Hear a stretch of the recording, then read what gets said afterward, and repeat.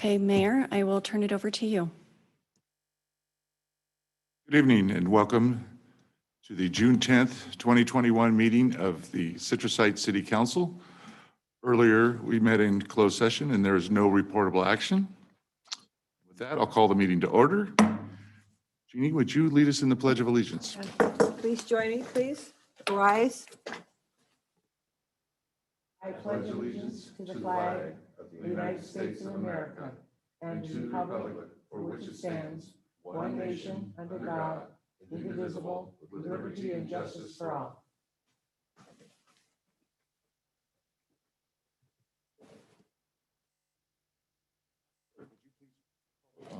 Madam Clerk, would you please call the roll?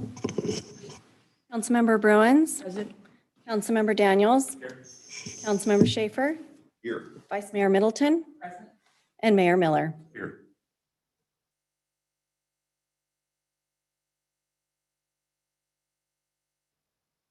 This meeting of the Citrus Heights City Council is cablecast live on Metro Cable 14, the local government affairs channel on the Comcast Consolidated Communications and AT&T Uverse cable systems. This meeting is closed captioned and live streamed at citrusheights.net. Tonight's meeting replays on Monday, June 21st at 9 a.m. on Channel 14. The meeting can also be viewed on the City of Citrus Heights' YouTube channel. Thank you. And is there any changes to the agenda? If not, I'd entertain a motion for approval. Move approval. Motion by Bruins, second by Middleton. Please call the roll. Councilmember Bruins. Aye. Councilmember Daniels. Aye. Councilmember Schaefer. Aye. Vice Mayor Middleton. Aye. And Mayor Miller. Aye. With that, we can move on to the next item, please. The next item is presentation number 4, Employee Service Recognition.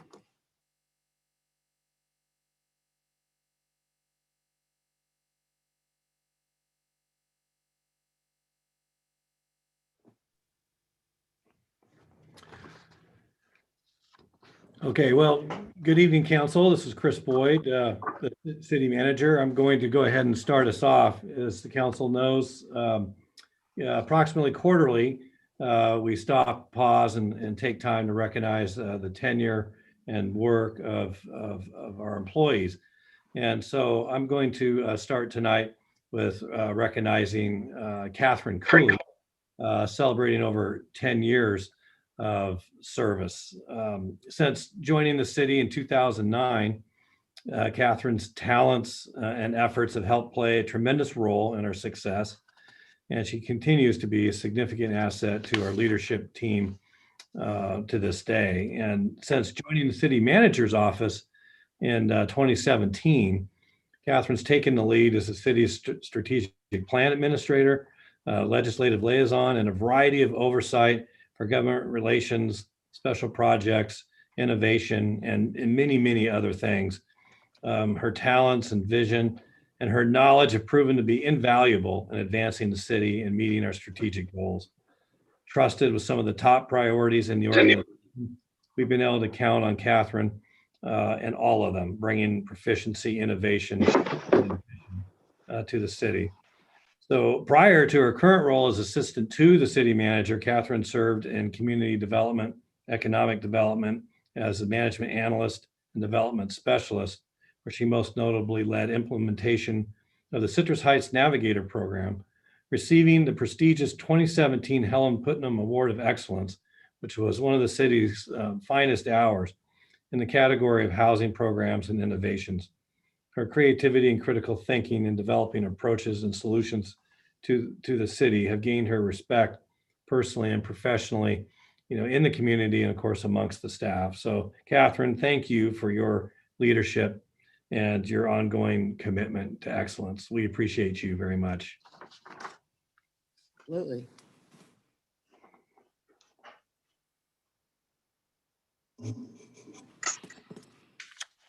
Sorry about that. Next up is Patrick Liu. Brian, are you on? Certainly, I'm here. Can you hear me? Yes. All right. So Patrick began actually as a temporary in 2000, but he became permanent in March of 2001 as an IT analyst. So this 20 years now gives Patrick lots of institutional knowledge, which we count on every day. Patrick he's kind of the go-to guy for a lot of our tasks. So I kind of hate to use the term, but he's kind of like a one-man geek squad. So he uses all our hardware specifications for not only for support, but for procurement. And he's also kind of our main phone guy, go-to guy. Some of the things he's done is back in 06, he saved the city a lot of money in changing some of the way the phone system worked and was billed. He was very instrumental in police startup back in 06 also as well. He did a lot to set up the 911 dispatch center.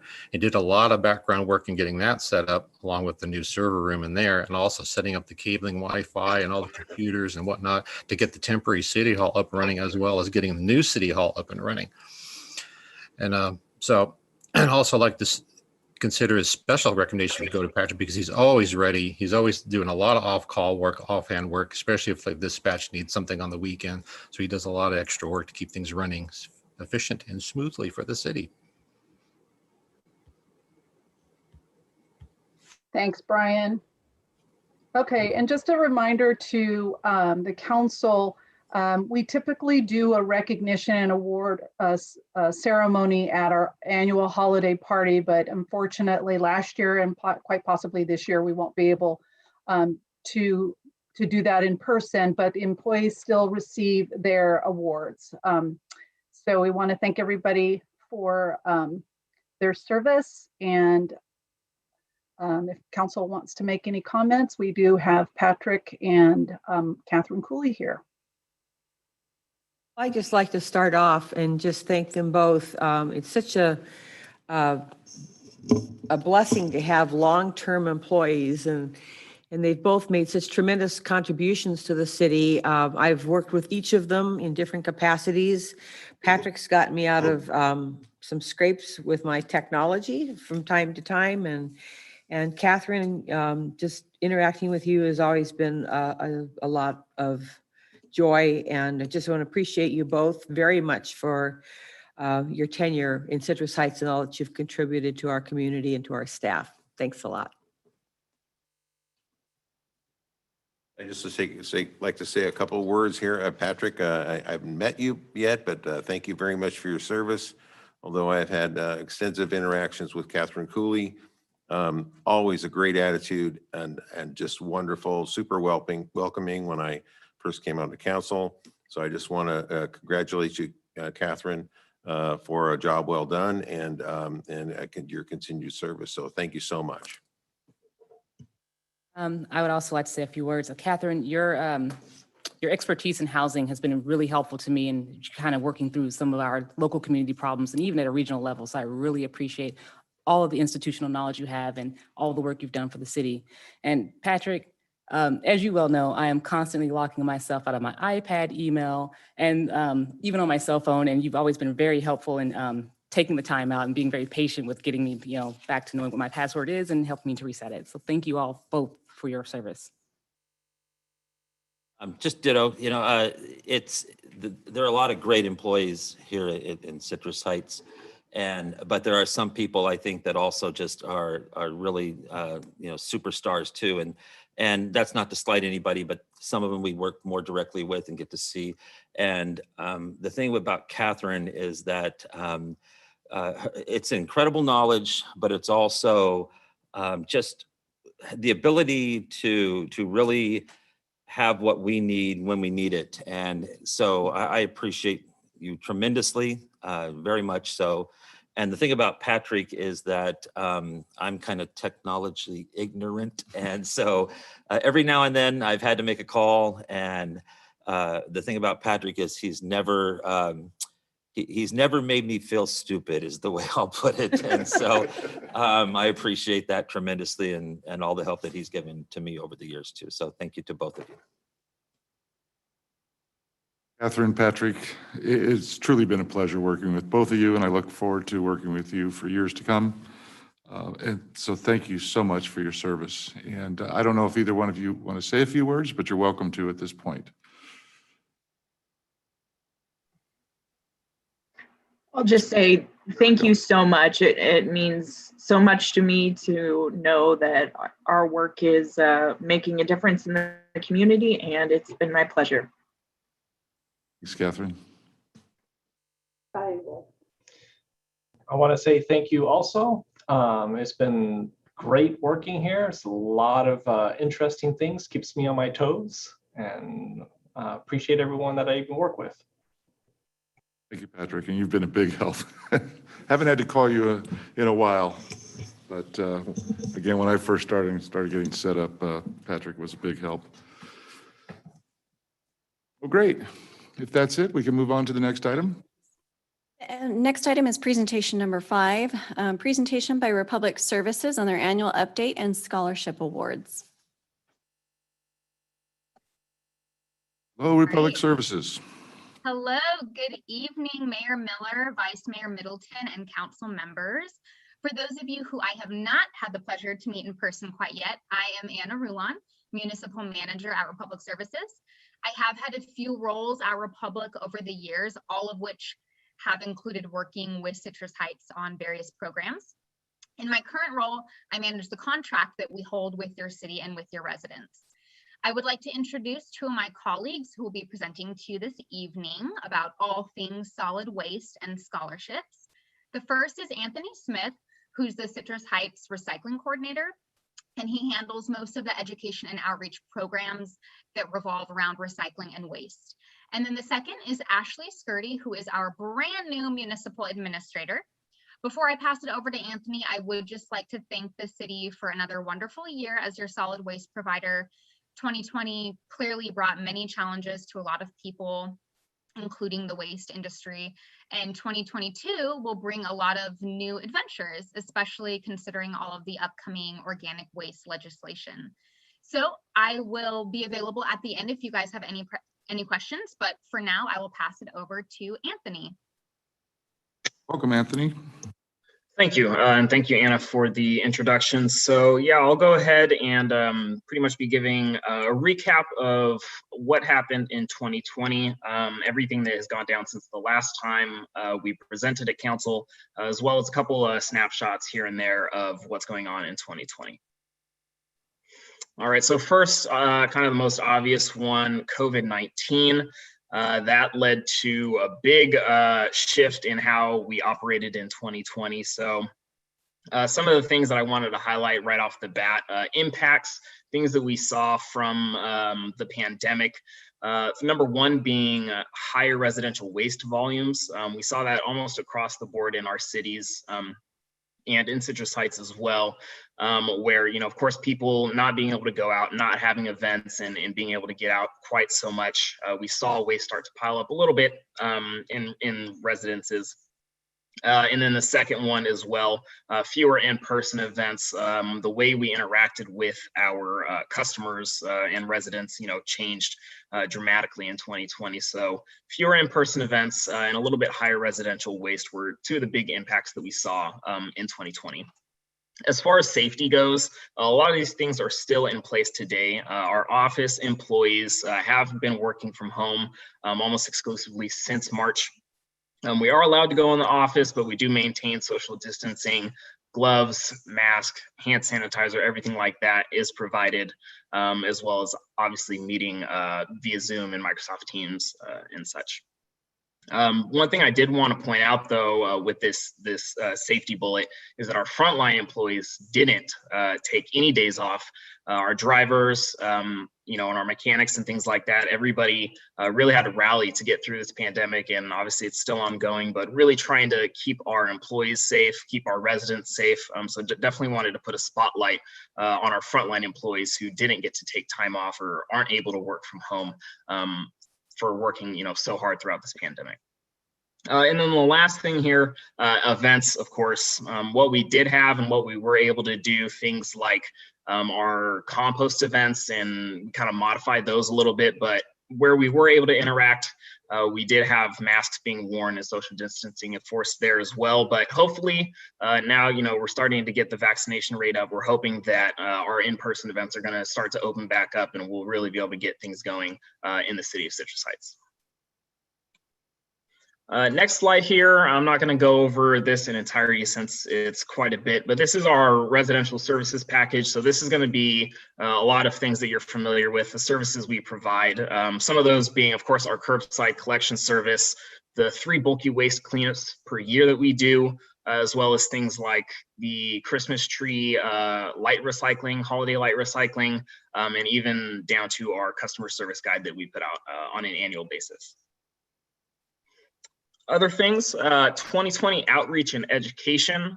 We run our annual Citrus Heights poster contest with our schools, but with the pandemic, we modified that a little bit and opened it up to all residents in Citrus Heights. We changed it to a picture contest where we encouraged residents to submit photos participating in the community or partaking in sustainability efforts and things like that. And the winning submissions were even featured in our 2021 customer guide, as you can see a couple snapshots here. Moving forward, I talked a little bit earlier about our compost bin events and our compost workshops. We were able to offer 2 in 2020.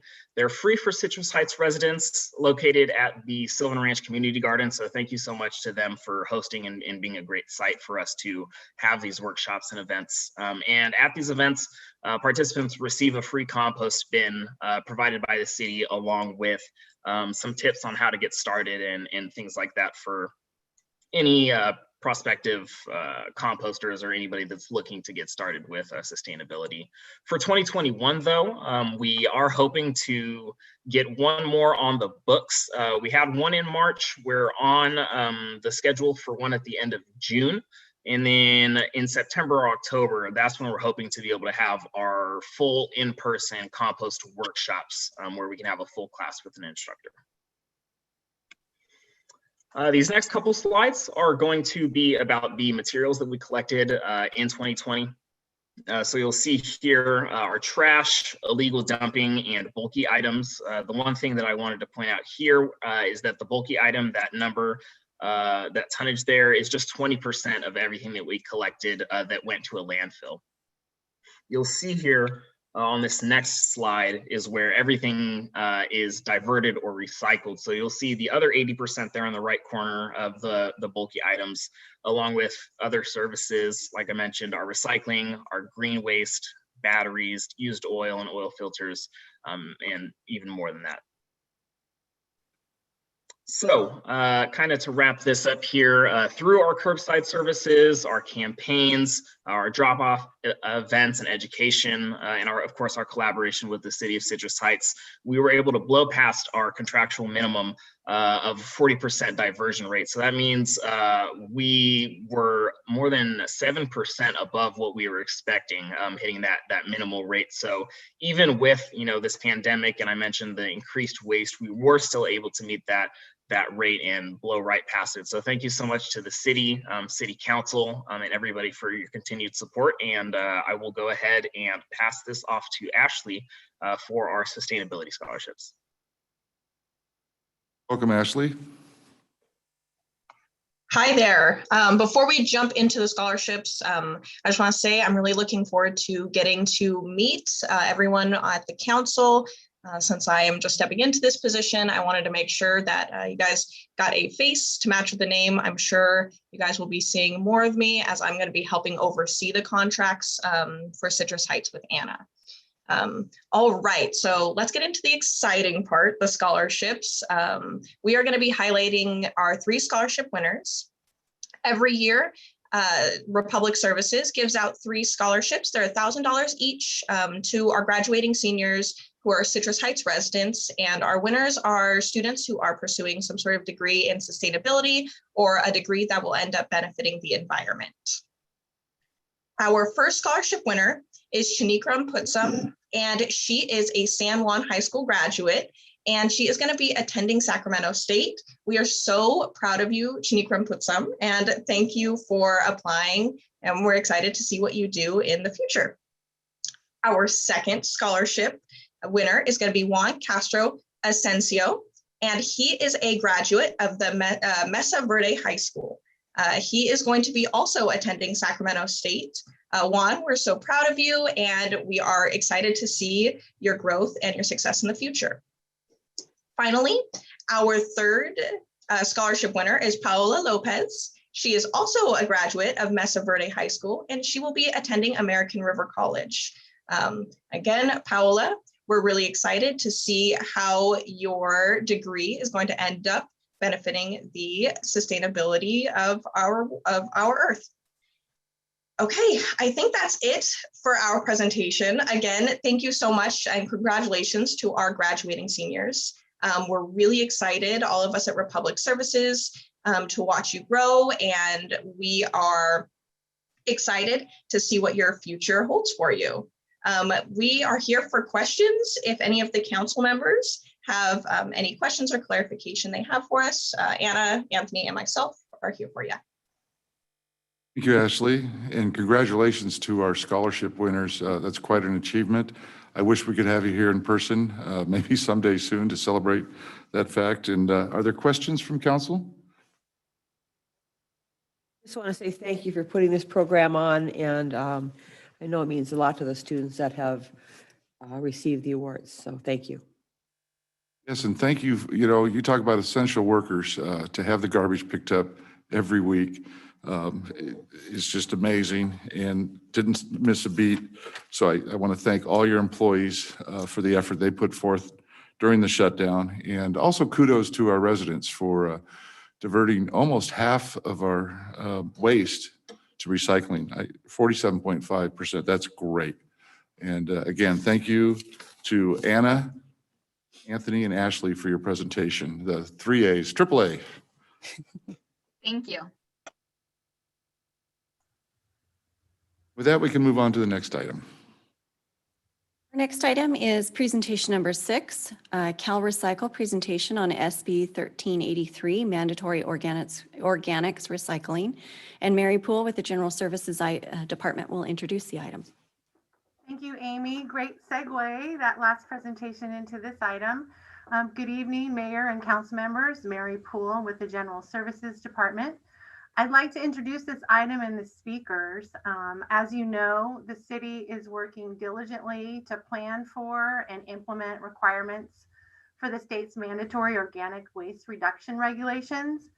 And so as a follow-up to the January study session that we presented to the council overall of what is sort of in store for the city and the region, and in advance of the upcoming study session in July, where we'll be asking the council for direction on our residential organics recycling options, staff thought it would be helpful to have Cal Recycle provide an overview of the SB 1383 or organics recycling program requirements.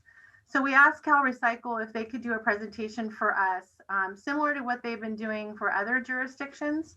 So with that brief introduction, I would like to let you know that we have Kara Morgan, who is the branch chief for the Cal Recycle's local assistance and market development.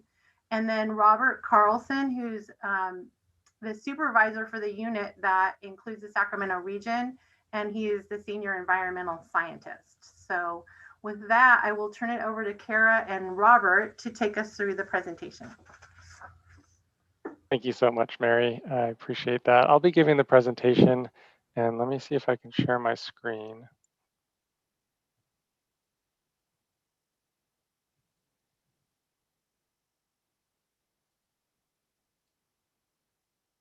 All right, are you guys seeing the presentation screen?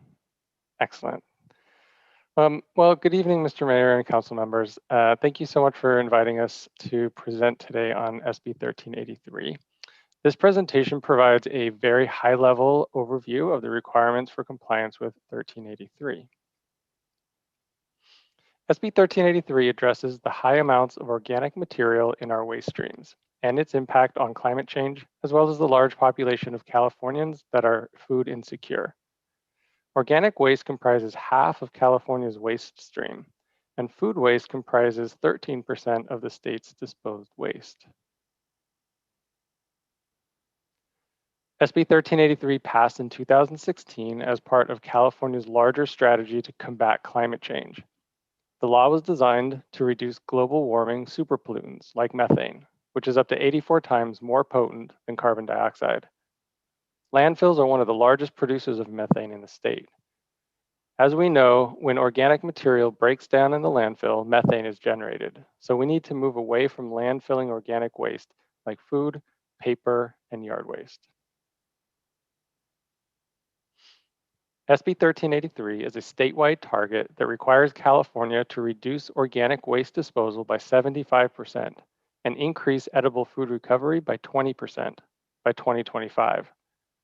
Organic waste is defined broadly in the regs and includes food waste, paper, cardboard, green waste, organic textiles and carpets, lumber, wood, biosolids, digestate, manure, and sludges. CariCycle has been collaborating with jurisdictions and other stakeholders over the past 3.5 years to complete the regulations that are final as of November 3rd, 2020. While the regulations take effect in 2022, jurisdictions have to plan now so they can be in compliance by January 1st, 2022. There are many benefits if we successfully implement California's super pollutant reduction strategy. These include environmental benefits such as fighting climate change, improved air quality, and less landfilled waste, providing millions of meals to Californians without enough to eat, and creating thousands of new green jobs. Here are some key implementation dates throughout the rulemaking process. The most important dates to note are that the regulations become enforceable January 1st, 2022. This means that starting on January 1st, 2022, jurisdictions must have their programs in place, and CariCycle can begin enforcement actions on jurisdictions and other entities. In 2024, jurisdictions will be required to take enforcement action against non-compliant entities. This slide provides a brief overview of the program requirements that jurisdictions will be required to adequately staff and resource. We will cover briefly some of these requirements in the next few slides. Jurisdictions will be required to provide organic waste collection services to all residents and businesses. This is what we refer to as automatically providing service or universal service. The resident or business is automatically provided the service rather than subscribing to it. The regulations standardize container colors across the state to be fully implemented by January 1st, 2036, and require a jurisdiction to place a label on each new container or lid provided to generators starting January 1st, 2022. Jurisdictions can issue 3 types of waivers to generators: the de minimis, physical space, and collection frequency. The regulations also place requirements on residents and commercial businesses. Jurisdictions must conduct annual education and outreach to all generators. This includes information on methods for the prevention of organic waste generation, recycling organic waste on site, and sending organic waste to community composting. This also includes information regarding programs for the donation of edible food. Jurisdictions must also procure certain levels of recovered organic waste products, such as compost, renewable gas, or electricity from biomass conversion. Each jurisdiction will have a minimum procurement target that is linked to its population. There are requirements to purchase recycled content paper and paper products if the price and performance is comparable. CariCycle will notify jurisdictions of their target prior to January 1st, 2022.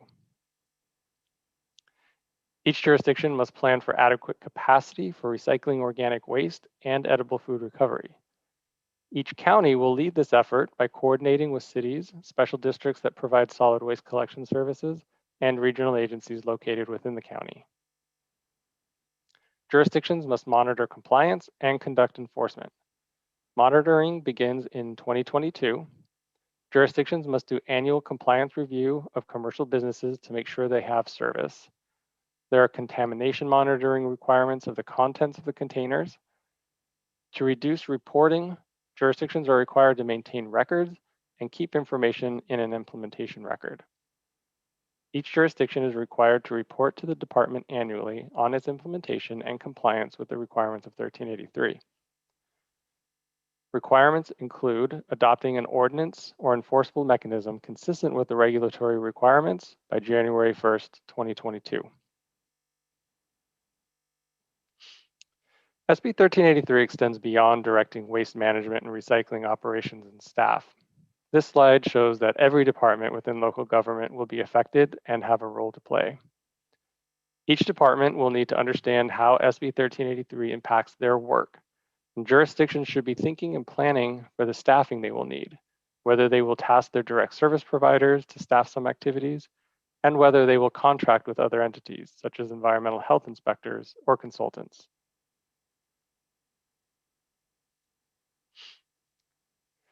Jurisdictions are responsible to implement edible food recovery programs in their communities. This includes providing education and outreach, assessing capacity of existing edible food recovery, and expanding existing infrastructure if necessary, conducting inspections of Tier 1 commercial edible food generators and food recovery organizations and services beginning 2022, and inspections of Tier 2 commercial edible food generators beginning January 1st, 2024. SB 1383 related inspections of food recovery organizations and food recovery services will be limited to verifying that the record-keeping requirements have been met. Inspections should be at a level or rate to adequately determine compliance with the requirements. Annual inspections of each Tier 1 and Tier 2 commercial edible food generator is not required. Beginning in 2024, jurisdictions must take enforcement action on commercial edible food generators that are out of compliance with the edible food recovery requirements. By January 1st, 2022, jurisdictions are required to have an enforcement mechanism or ordinance in place. Between January 2022 and December 2023, jurisdictions need to identify businesses in violation of the regulatory requirements and provide educational material to those generators. Beginning January 2024, jurisdictions must take progressive enforcement action against organic waste generators that are not in compliance. The progressive approach allows for notification to the generator and provides time for the generator to comply before penalties are required to be issued by the jurisdiction. CalRecycle sets a maximum time frame that a jurisdiction has to issue a notice of violation and issue penalties to a generator. The jurisdiction has the flexibility to develop its own enforcement processes within these parameters. An early, robust education program will minimize the amount of enforcement action needed. Also, if the jurisdiction is automatically providing service to its residents and commercial businesses, this further minimizes the need for enforcement actions. In the case of entities such as public universities, school districts, federal facilities, which are exempt from local solid waste oversight, CalRecycle will be directly responsible for ensuring compliance. However, jurisdictions are required to provide education and outreach to these entities. CalRecycle will be evaluating a jurisdiction's compliance, for example, by verifying that all organic waste generators have service, jurisdictions are providing education, jurisdictions are issuing notices of violation within the correct timeline. CalRecycle will be establishing a process for conducting jurisdiction audits. The timeline and process will be different than how it is done now.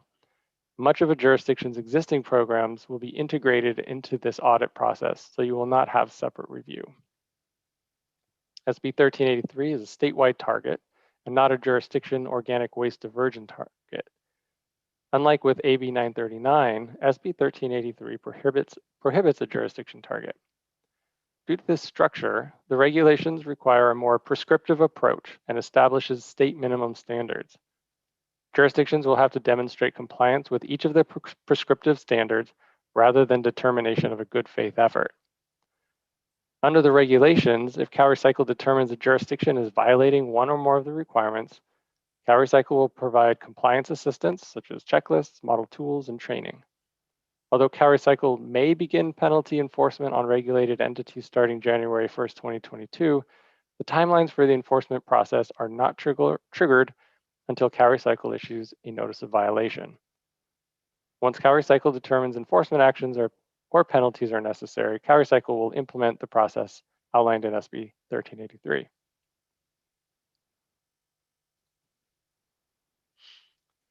CalRecycle is helping jurisdictions in a number of ways, including the recently released 4 model tools. These include a model franchise agreement, a model mandatory organics disposal reduction ordinance, a model organic waste product procurement policy, and a model edible food recovery agreement. The R3 Local Jurisdiction Services Rate Study, which provides guidance on setting organics recycling rates, was made available to jurisdictions in early March. Recently published tools also include a best management practices guidance document for identifying Tier 1 and Tier 2 commercial edible food generators. In early 2021, we released the procurement calculator tool and held an accompanying webinar to help jurisdictions plan and track procurement activities. We have many other tools that have been released or are scheduled to be released soon. We will soon be publishing organic waste and edible food recovery calculator tools to help with the capacity planning requirements, along with a webinar to cover this guidance. We'll also be releasing a survey tool that jurisdictions can use to gather information from food recovery organizations and services about their capacity. To help jurisdictions with maintaining records on site, we are developing a model implementation record keeping tool. We're developing a tool for best management practices for conducting route reviews, developing a series of training videos to support further developing understanding of the regulation requirements. And later this year, we'll be releasing department-issued waiver forms for jurisdictions that will apply for a waiver. Later this year, we will have a new technology review process and application associated with Article 2 of the regulations. And CalRecycle is working with the contractor on the data research for the statewide education campaign. The focus is using community social-based marketing to drive changes in behavior. And in late 2021, we expect to start releasing many tools and training for jurisdictions. And if there are any other tools that you need, please let us know. The City of Citrus Heights is on its way to implementing a program that will meet SB 1383 regulations. We'd like to acknowledge the city for working on the following efforts in preparing for 2022. The city has already passed an ordinance that includes the requirements and enforcement of SB 1383. The city, haulers, and Chamber of Commerce has already begun conducting outreach to businesses at recent chamber meetings. Amending of the franchise agreements to include requirements on providing garbage and recycling and organics, and beginning mandatory cart rollout to all non-compliant covered generators under the previous legislations of AB 341 and AB 1826. That's the end of my presentation. Thanks so much for your time. I'd like to open up to questions. I believe Kara is here to help answer them. Questions from council? Go ahead, Tim. Thank you very much for your presentation. I really appreciate it. You started out by saying that the goal of this program is to reduce the generation of methane gas from landfills. Whether we have it in landfills or whether we have it in a separate pile, I'm not quite sure I understand how the reduction of greenhouse gases, or I'm sorry, methane, is it captured? Is it controlled? There's a certain amount of breakdown that's going to happen with the organic materials. So my question is, what kind of reduction can we expect from going through all these measures? I guess, organic material is going to break down no matter how you look at it. So if you could just answer my question as far as what kind of reduction do we expect that this is going to achieve? Sure. Thank you so much for that question. It's a really great question. So I'd have to circle back to actual significant amount of methane that is anticipated to be reduced as a result of implementation of these regulations, but it is millions and millions of tons. And the key point is, much of this material, when it goes through, for example, an anaerobic digester, the methane is captured and turned into new product. So it's turned into electricity or fuel, renewable natural gas, for example, heating and other applications. If it goes to a composting facilities are designed to also capture any types of gases that are emitted. So through the scientific measurements analysis, it's significantly less. And we've recently had some studies by NASA. They've been looking across the state of California to determine where methane is being emitted. And in California, our landfills are the third largest generator of methane emissions. So it's something that if we're not putting it into the landfill, putting it elsewhere into these technologies that can turn it into new products that have tremendous benefits, that's the object of this new regulation. I hope that answers the question, and we can circle back with Mary with the actual tonnage figures. Thank you. And I'm sure you get this question all the time. I've did a digester down in Manteca for their garbage fleet, and there's no payback on it. It's very, very expensive. Again, you do get some new product out of it. How are we going to pay for this? We're struggling just to keep our police force employed, and I can't see where we'd be able to afford this other than, I guess from the presentation, we'd be raising rates to cover this cost. I mean, they're huge. The payback on a digester is over 50 years. So I'm not sure with this by 2022 if we're going to be able to afford to keep up with you. That's what I'm saying. Yeah, and you're right. I do get that question quite often, and I really appreciate that question. So the legislature and the governor is very much aware of the significant challenge that this new regulation places on cities and counties. As such, currently proposed in the governor's budget is upwards of $135 million in new grant funding to expand and help pay for that infrastructure. So that helps reduce the cost. Many of our AD projects have utilized grant funds to help reduce that cost. That's one way. Additionally, the Senate currently in the budget is proposing additional, I believe it's $200 million for direct grant funding to cities and counties to help also reduce these costs. So I encourage you to reach out to your legislative representatives if you're interested. I would assume you are in this potential funding to provide your support, because this will help reduce the burden on increased rates. Thank you. Brett? Yeah, that was going to be one of my 2 points too on the funding side. It's a state mandate, and my position would be that we're not going to do it at all. We're not going to do anything regarding it unless it's paid for by the state. And so the mayor's correct. We don't have the funds to do that. And the requirement is that the state fund those things that they push onto us. And so I'm firmly behind that we don't do anything with this if the funds don't come from the state. The other thing I'd want to, and I don't know who this will go to, I don't know if it's Mary or one of the other two, but when I hear, excuse me, terms like edible food generators, food recovery agreements, and edible waste, I just cringe. And I don't know where this is going to go. And it just concerns me tremendously, just the optics of it all. And so I don't know what we're going to do with that, but can you give me a better idea of what that means? Sure. Thank you so much for both questions. First, regarding the unfunded mandate, the legislature did put into the statute that it is not funded, and it would be funded through local rates. So again, I think, reaching out to your legislative representatives is so very important. On the second point, I think,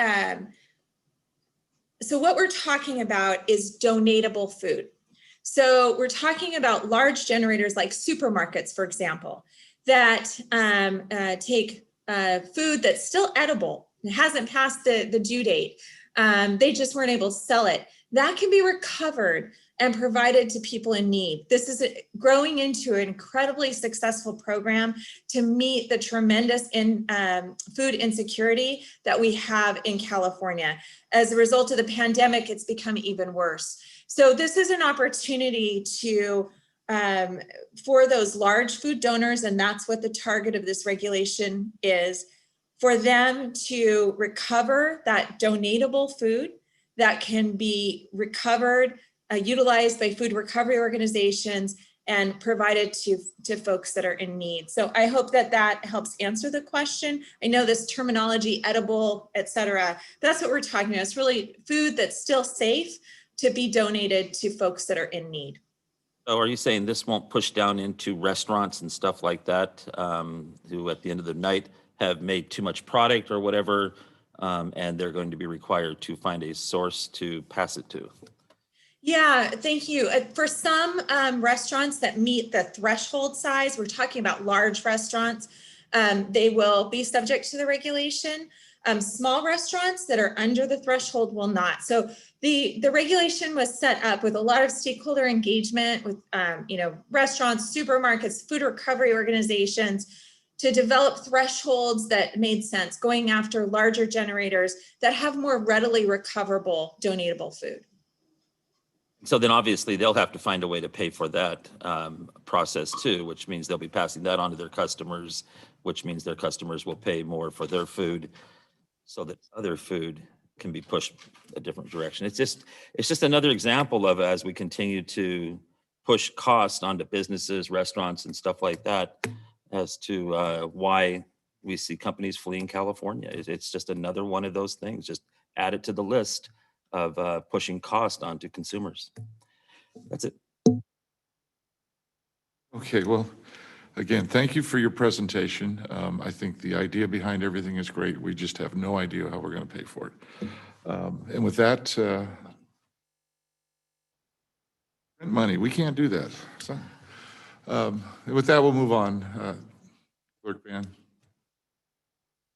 Our next item is comments by council members and regional board updates. Right. Mr. Schaefer, what have you been up to?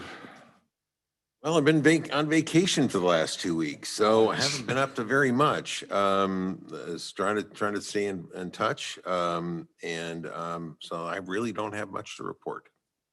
Those are the best reports. Mr. Daniels.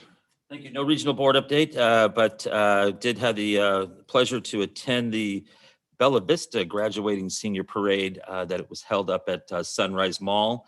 They asked me to kick it off, and I was just honored to do that. It was a great showing, even though Bella Vista is just outside of Citrus Heights.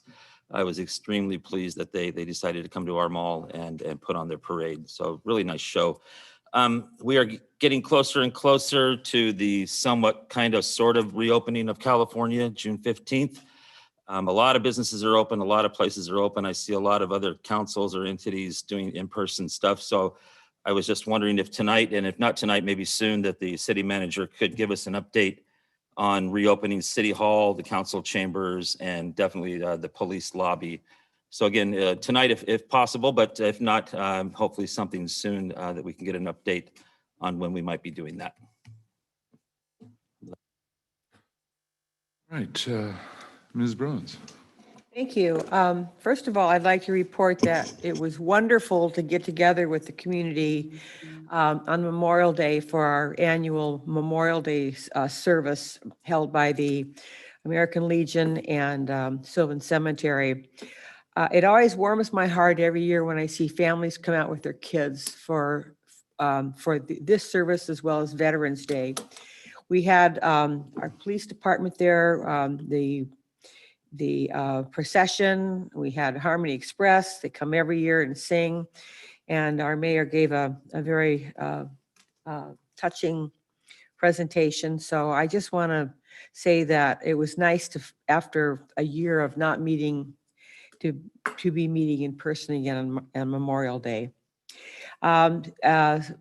Regional SAN did not meet this. We're not meeting again until July, but we had a situation that was brought to my attention by one of our citizens recently, and that is that as the Sacramento Area Sanitary District does the regular maintenance of their pipes, which is an ongoing program we've been doing many, many years to keep our pipes clean and flowing, that this year there seems to be an infestation throughout the region of cockroaches.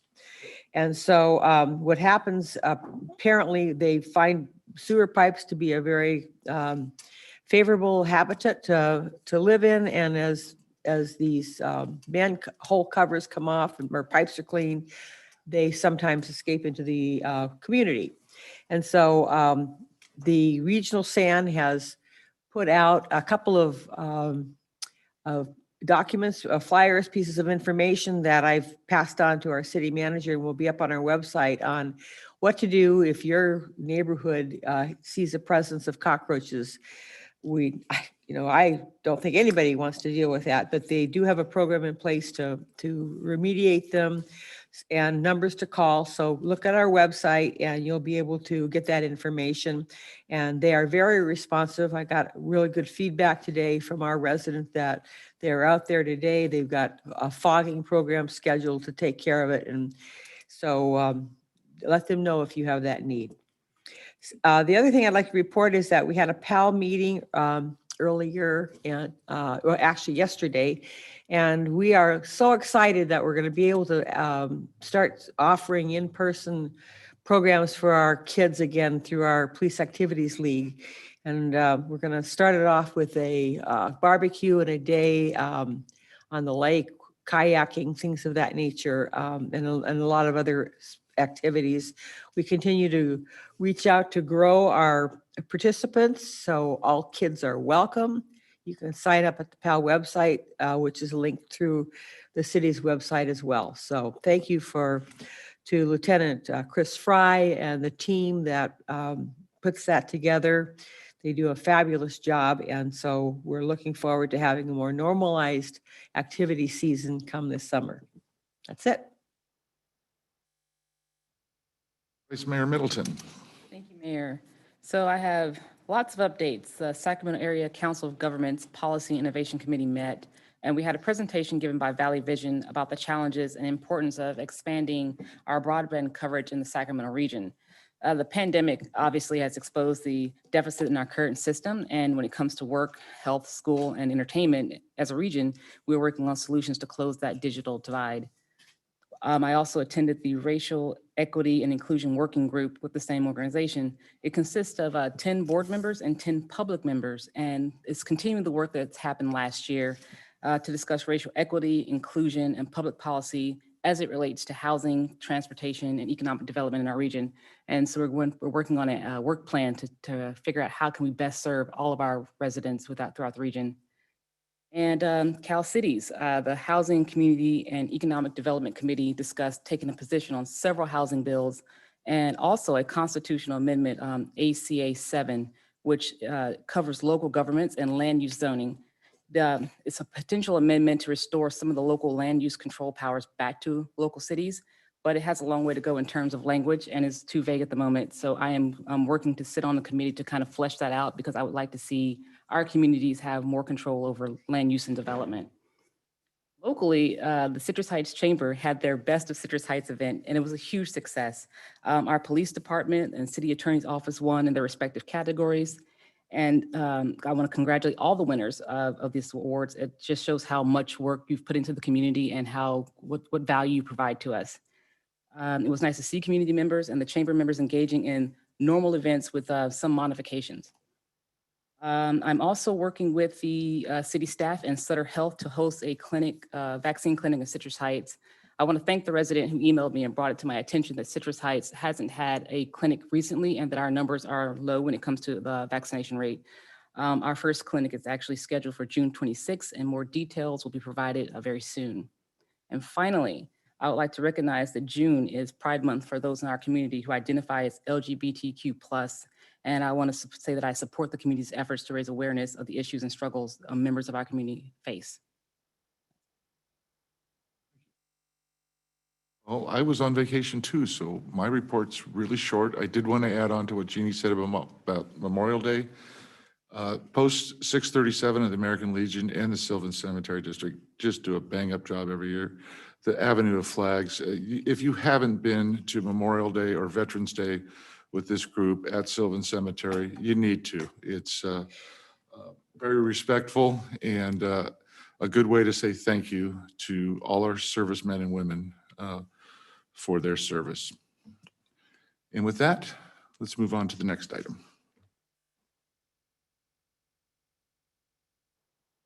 Next item is public comment, and members of the public may address the council on any item of interest to the public and within the council's purview, or on any agenda item before or during the council's consideration of the item. Speakers will be limited to 3 minutes each. If you wish to address the council during the Zoom meeting, please use the raise hand function or *9 from a telephone to indicate your desire to speak. When your name is called, the city clerk will allow you to unmute your microphone to speak. And I do have one written comment that was received tonight that I will go ahead and read first and then see if we have any raised hands. This public comment is from Adixon Martinez, and he states, I am writing to ask for help removing palm tree debris from the front of our home in Citrus Heights, California. I received a notice to abate. Palm tree with dead palm fronds needs to be trimmed and properly maintained the first week of May.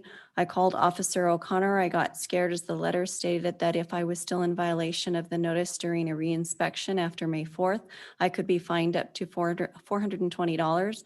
I am unemployed and live with my wife, Claudia, my 80-year-old mother, and my daughter, Natalia, 13. I explained to Officer Casey O'Connor my unemployment situation and asked for help for families in need. Anything that can help since we could not afford to pay for such service. Her answer was, no, keep me updated in 2 weeks. I found a Craigslist company to cut the palm for the same price to clean it, $700. We used our depleted emergency family fund. We hope the Sac County or the city of Citrus Heights could help us to dispose of the palm tree cut stumps and palm branches. I spoke with Deborah, I believe it's Nathan, Supervisor, Code Enforcement, Mary Poole, Citrus Heights Operations Manager, and even several supervisors of the Republic Services, and none of them have been able to help me find a solution yet. The letter stated the reason for this notice was because the city received a complaint and an inspector has confirmed the violation. Chris Boyd, are you there? Could you look into it and report back to us? Let's take care of this, please. Yes, Mayor, it's already being handled. The chief and his staff are on top of it. Thank you.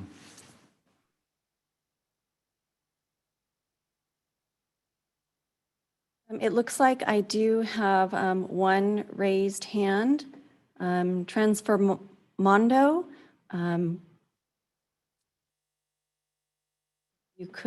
You can now unmute yourself and speak for 3 minutes. Yes. My name is Adixon Martinez. I'm the person that just sent that letter. And no, the people in the city, they're not taking care of it. I just received a phone call letting me know that this Republic Service can do it for almost $400. My point is that I cannot afford to do this. My point is that I don't understand how the city or some of the representatives in the city can ask for residents like me in the midst of this pandemic to clean a palm tree. I end up having to cut the tree because it's the same price as cleaning it, and now we inherit a new issue, which is not being able to get rid of this palm. Most recycled places will not accept this palm tree, and my concern is that someone stumble or have an accident with this palm in front of my house while I try to figure it out, how can I afford to get rid of this tree? Palm tree. The biggest issues are the stumps that are cut and they are too heavy even to transport on a normal pickup or anything like that. So I cannot even do that myself. So what I'm asking is, number one, is for these agencies to talk to each other before they ask residents to do this kind of things at a time like this, and to put something in place that actually really help us. And then like me, I assure you there's other families going through the same thing.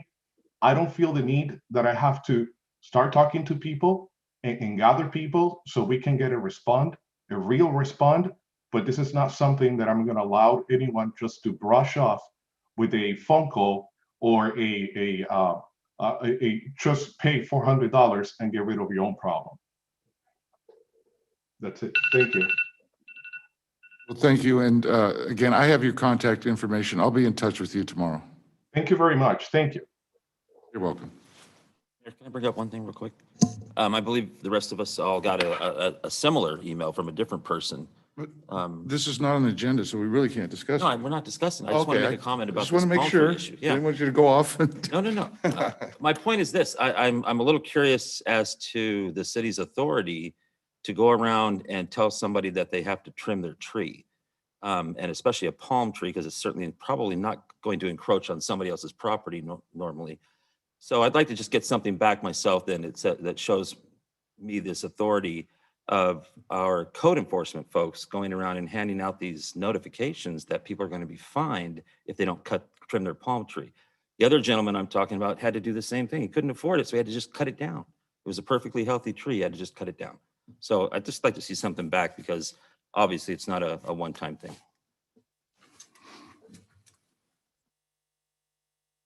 Okay, are there any more public comment? I do not see any other raised hands at this time. Okay, without any raised hands, later on, if you have a comment about a regular calendar item, we certainly can accommodate you. But we will close the public comment and move on to consent calendar. Next, we have consent calendar items 7, 8, 9, 10, 11, and 12. Move consent. A second. Motion by Bruins, second by Schaefer. Please call the roll. Councilmember Bruins. Aye. Councilmember Daniels. Aye. Councilmember Schaefer. Aye. Vice Mayor Middleton. Aye. And Mayor Miller. Aye. The next item is regular calendar, item number 13. The subject is resolution of intention to record delinquent solid waste service charges on the tax roll. The recommendation is to adopt a resolution of intention to record delinquent solid waste charges, penalties, and interest on the tax roll. Good evening, Mayor and council members. Mary Poole with General Services again. I'm going to go ahead and share my screen here. Can you all see the PowerPoint? Yes? Thank you. What PowerPoint? Just kidding.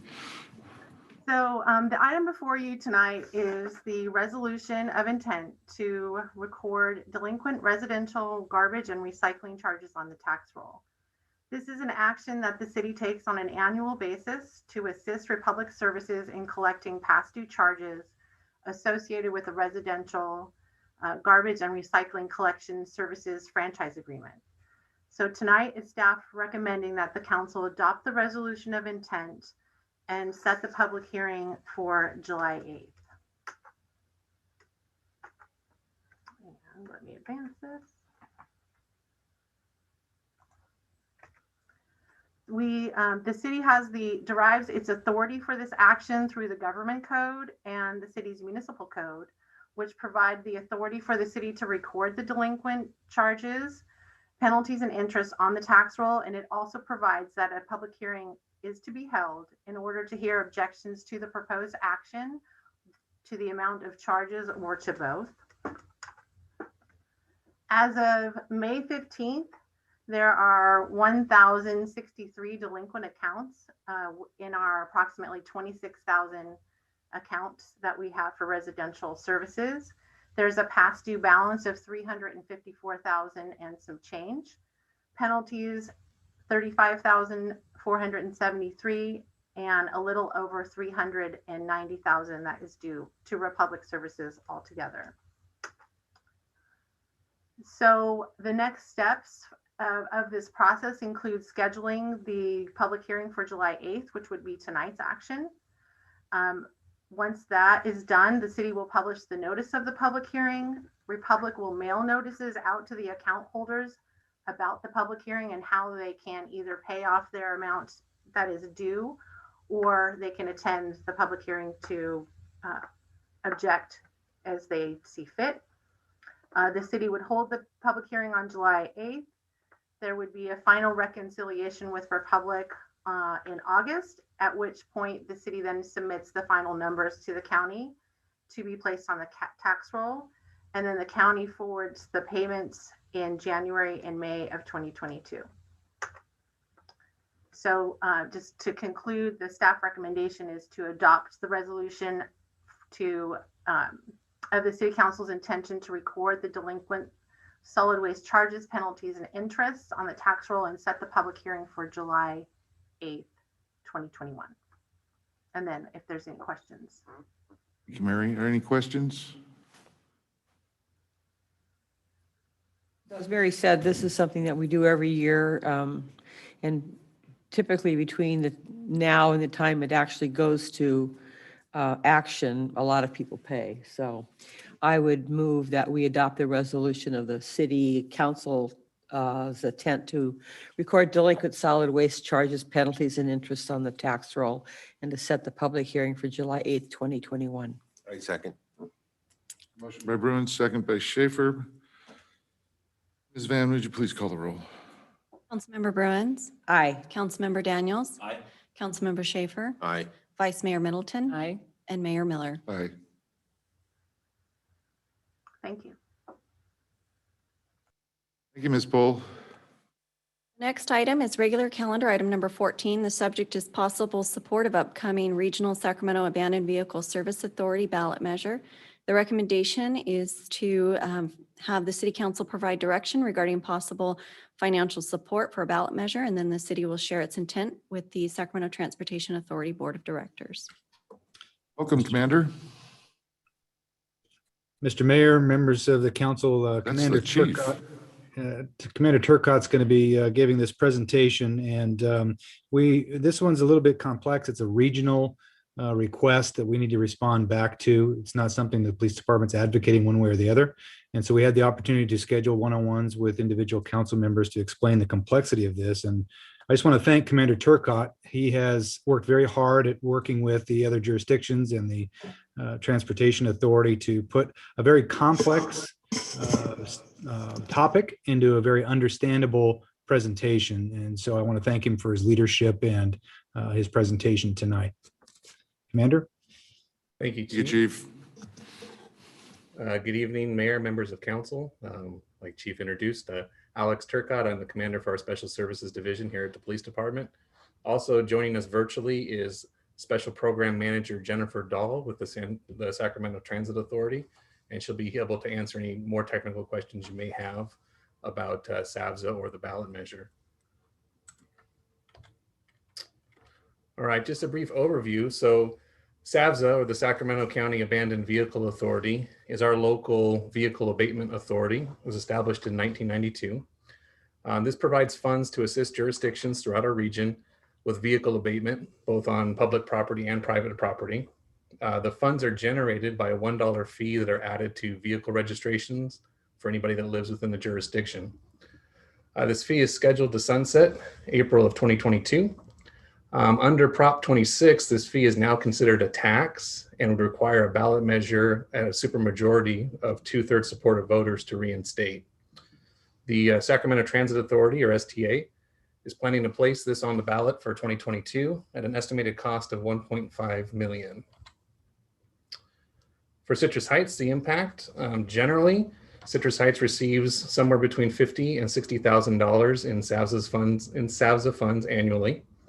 The revenue is used to offset costs that we incur with our vehicle abatement program.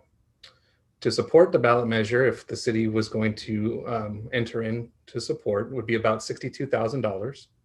And if the ballot is passed by voters, our SAVSA funding would begin again in fiscal year 23-24. And that measure of $62,000 for our share of the ballot measure assumes that all the current agencies that participate in the ballot measure all current agencies do participate in the ballot measure. There we go. This is an overview. So basically, the way the funds are distributed are along the lines of population per jurisdiction and claims that are submitted for abatement. That same algorithm is used to determine our share of a ballot measure. And so you can see it kind of lines up along the lines here of Citrus Heights is about 4% of both the cost of a ballot measure and the funding that we would receive.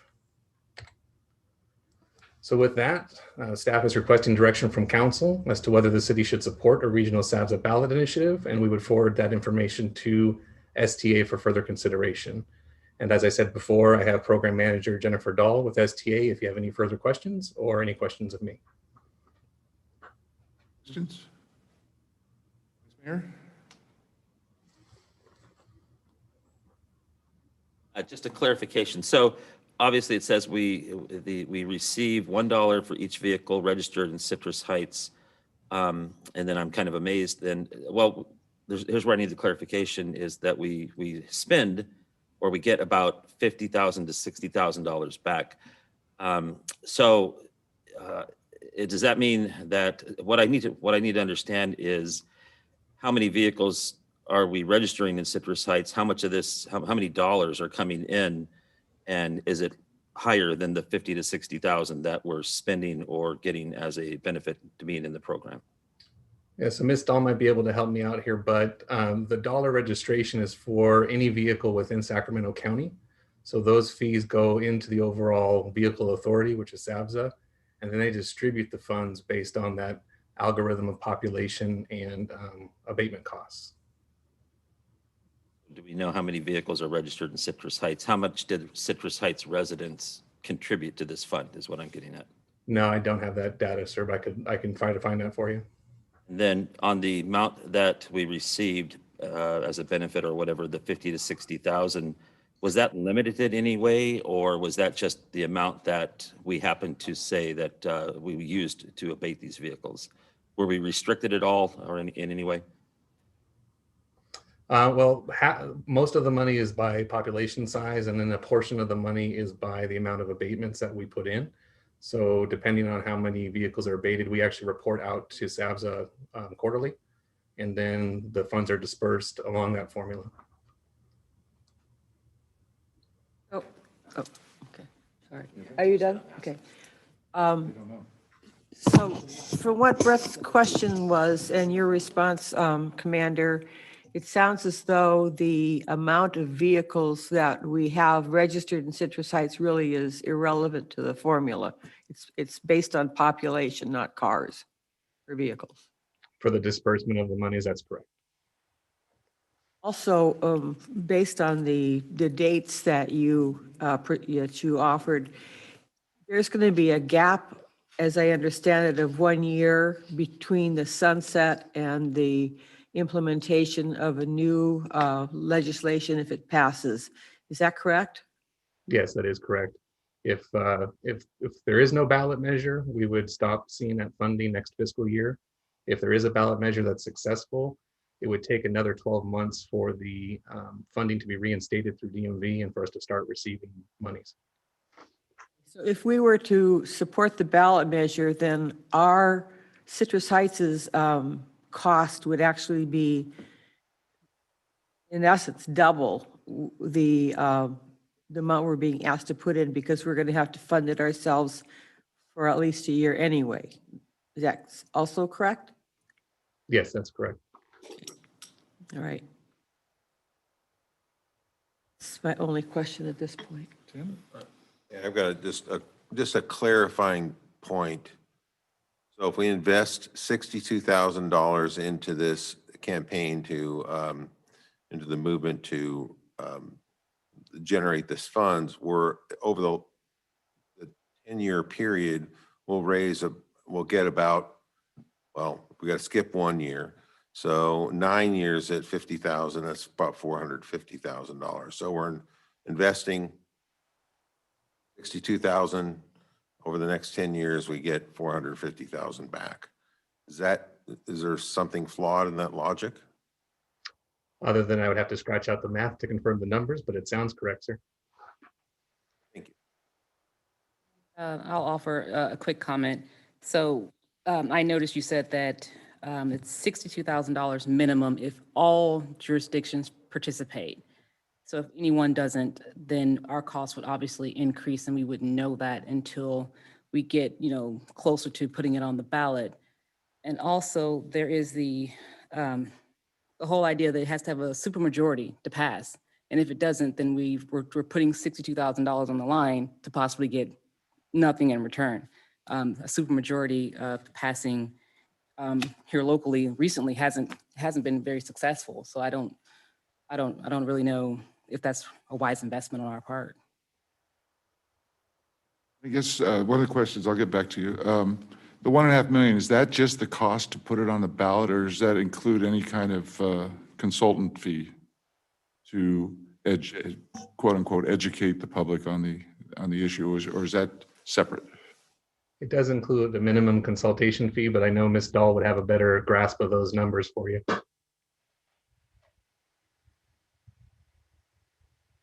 I think she's here with us. Sorry, I was trying to unmute. Hello, Mayor and Council. The estimated cost that we, which is actually the last fee schedule, which was the last primary and election cost, is about 1.2. That's the very base minimum. And then the rest is kind of, we're trying to get a more detailed breakdown on outreach and polling. So the 1.2 is a pretty standard cost. And then the difference is what we kind of just was a buffer until we can get more definite numbers on outreach and polling. I did speak to County Elections Office today, and I'm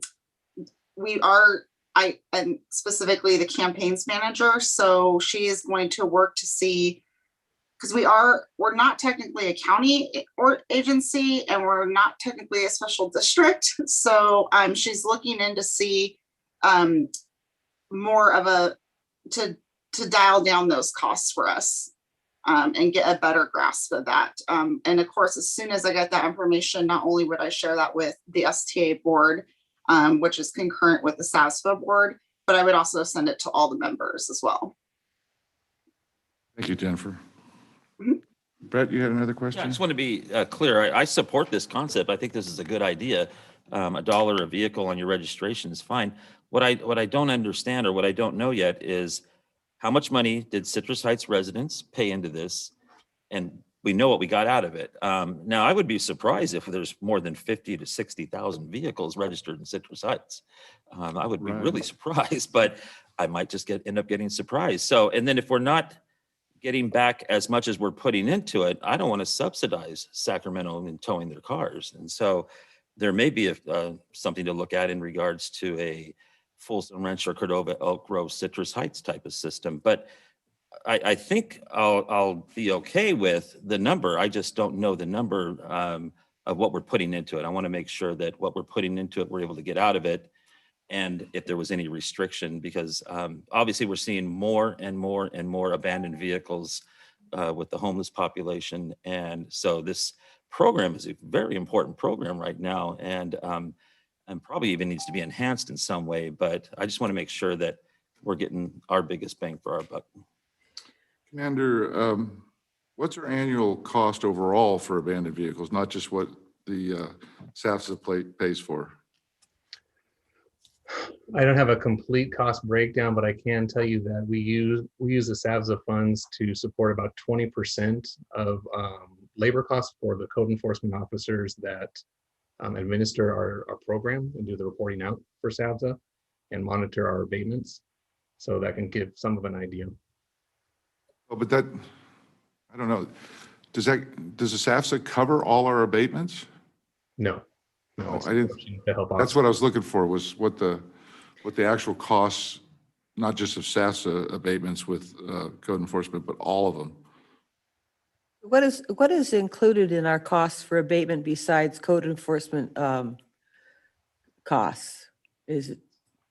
So there would be tow fees associated with that, whether or not the registered owner comes to get them. Some areas, things like mobile RVs are quite expensive to abate, and some other items there. So there's a per vehicle breakdown of the cost, and then labor time for abatement. And in the case of private property abatements, you also have the code enforcement abatement processes and services and inspection warrants, whatever might be associated with getting those vehicles out of the public view. So the total cost for abating vehicles is substantially more than the $60,000 that we get from SAVSA or from. That's what I was driving at. Yeah. Okay. Yes, that's my next question is then, this comes out of the police budget, is that correct? Yes. If we did not participate in this because there's no assurance that this is going to pass, what would be, in an overall sense, based on the police budget, $60,000, could that be absorbed pretty painlessly, or would that be painful?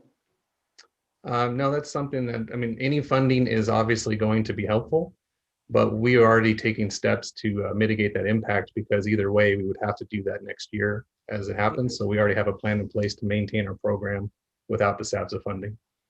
Our program's going to go forward regardless of whether we get the SABSA funding or not.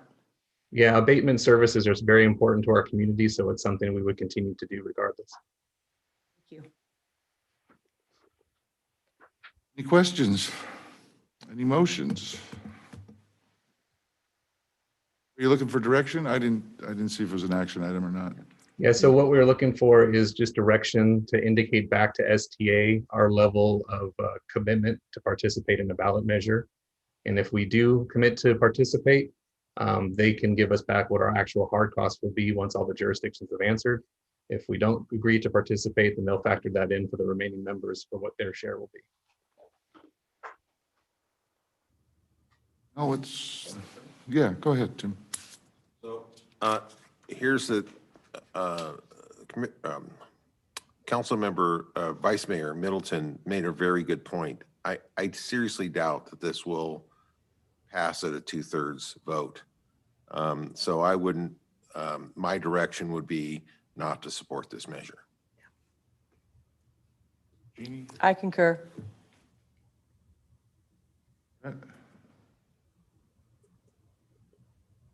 the anti-tax guy, so, but I don't know. I think you can sell the public on this, that the issue of $1, which they've already paid. There's no surprise here. It's just replacing the process that with the definite increase of visual blight from abandoned vehicles, and knowing that, their tax dollars are going to be spent one way or another getting these vehicles removed.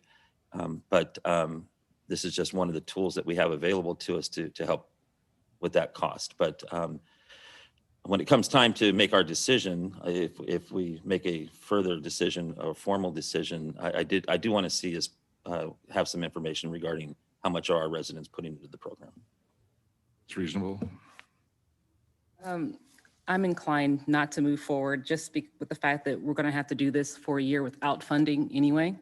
If we can make it and it's not going to be painful, it's just not something that I'm willing to support, especially if it's not making our project whole here.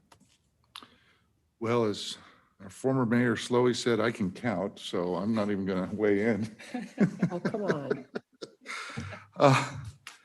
It's, again, it's $1 not that much, but I tend to side with our vice mayor here as far as the 2/3 vote. A lot of pushback on taxes. And I also want to see what the other jurisdictions say. So right now, I think it's our direction is not to Stay on the sidelines. stay on the sidelines. Yeah, good way to put it. And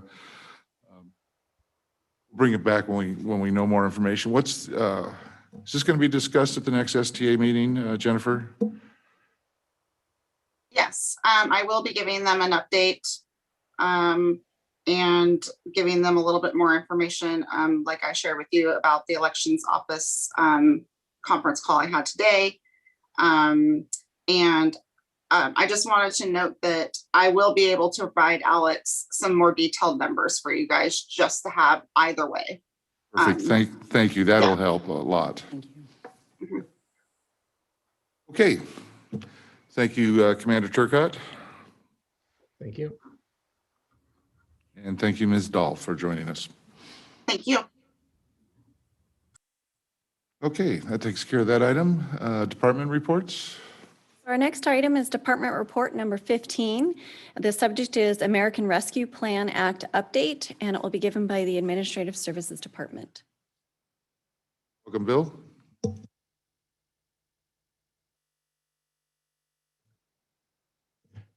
evening, Mr. Mayor, council members. I'm Bill Zanoni, the Interim Administrative Services Director. Let's start here.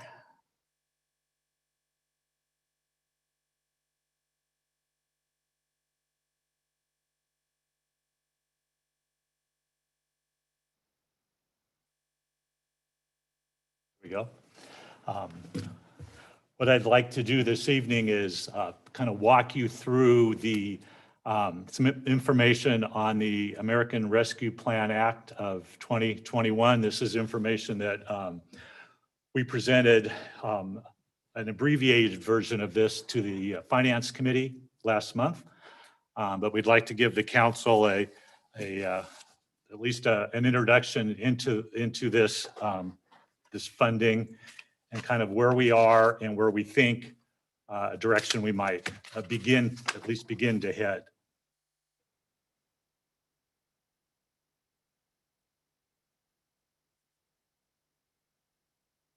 So just to start, as you're aware, the City Council adopted the next or the budget for the next 2 fiscal years on April 22nd.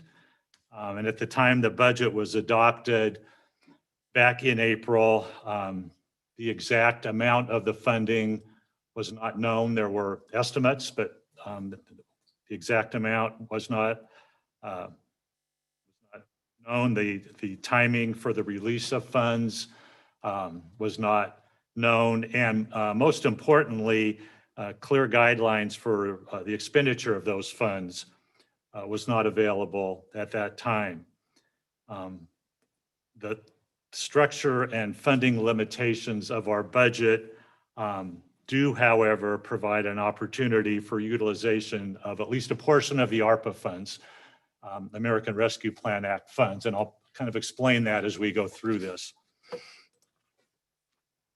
So the American Rescue Plan Act of 2021 was signed into law by the President on March 11th. Though the legislation was enacted in early March, let me go back. So it was implemented in March. That legislation provided a total of $1.2 trillion in fiscal recovery funds, with $350 billion of those dollars allocated to state and local governments. Of that $350 billion, $130 billion was allocated to cities throughout the United States. Cities with populations over $50,000, of which of over 50,000 people, of which we are one, are considered metro cities. And as a metro city, we are able to receive funding directly from the federal government. Cities with populations under $50,000 have to receive their funding it's funneled from the federal government to the state and then to the city. So luckily, we're able to bypass that bureaucracy. The federal funding portal for this program was opened on Monday, May the 10th. We submitted our funding request that same afternoon. Because of that, we were one of the first agencies to receive funds. So our total allocation is $15,676,000. We received the first half of that, $7,838,000 on May 19th. And we'll receive the second half of the funding in May of next year. This is a little bit different than the FEMA emergency funding. With FEMA, you incur costs and then fight tooth and nail to get reimbursed. With this, they provide the money up front. We expend it and then report out on what we've spent the money on. So the interim, although the legislation was signed into law in early March, the first guidance, or what they call their interim final rule, was not released until 2 months later on March 10th. So that 151-page document, which we actually distributed to the Finance Committee, and I've got a couple extra copies if anybody would like to read through it. But that 151-page interim document provides background information on the legislation. It identifies categories of eligible expenditures and then provides examples of expenditures that might be considered in each of those categories. Identifies reporting requirements going forward for managing these funds and reporting out on what they're being utilized for.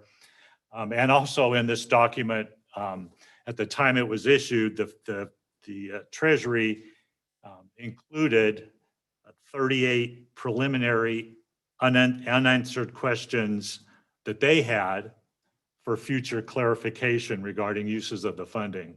So although they issued this 151-page document, it's not a final product, and there are issues yet, questions to be answered and issues to be resolved.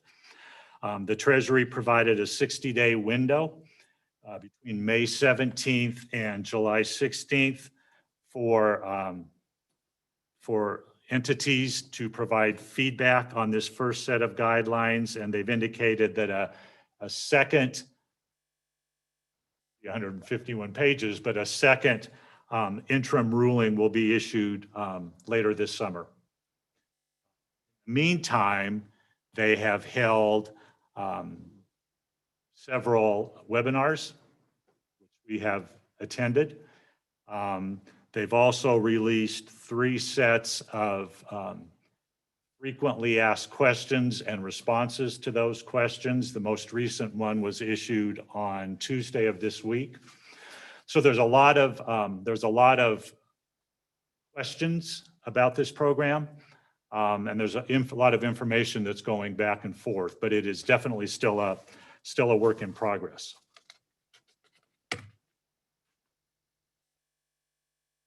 So the overall overarching goal of the American Rescue Plan Act is to provide support to governmental agencies in responding to the negative impacts caused by the COVID-19 pandemic. Guidelines stress that this is one-time funding, and it must be fully obligated by December 31st of 2014, with an additional 2 years beyond 2014 to spend any obligated funds. And this extension would really apply more for capital projects. There was a capital project that was undertaken during this next 2.5 or 3.5 years through 2014, and it wasn't finished, it could finish spending the money during the following 2 years. But for any other one-time costs, for example, payroll costs, you have to spend the money by December 31st of 2014. 2024. I'm sorry, 2024, yes. Bill, one question, Yes. if I may. Does that apply to the full $15 million funding? Yes. Even though we don't get the other half until next year, it all has to be obligated by 2024? That's correct. The entire amount has got to be obligated Okay. by the end of Okay, thank December you. of 2024. And any funds which are not obligated or expended within the next 3.5 years must be returned to the federal government. So the eligible uses for this funding has been divided into 4 categories.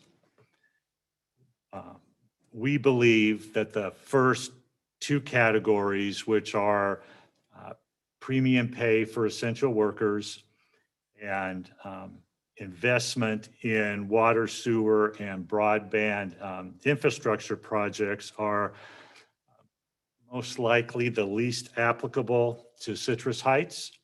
And at least at this point in time, we're not recommending those for further consideration. So tonight, what I'd like to focus on is the 3rd and the 4th categories,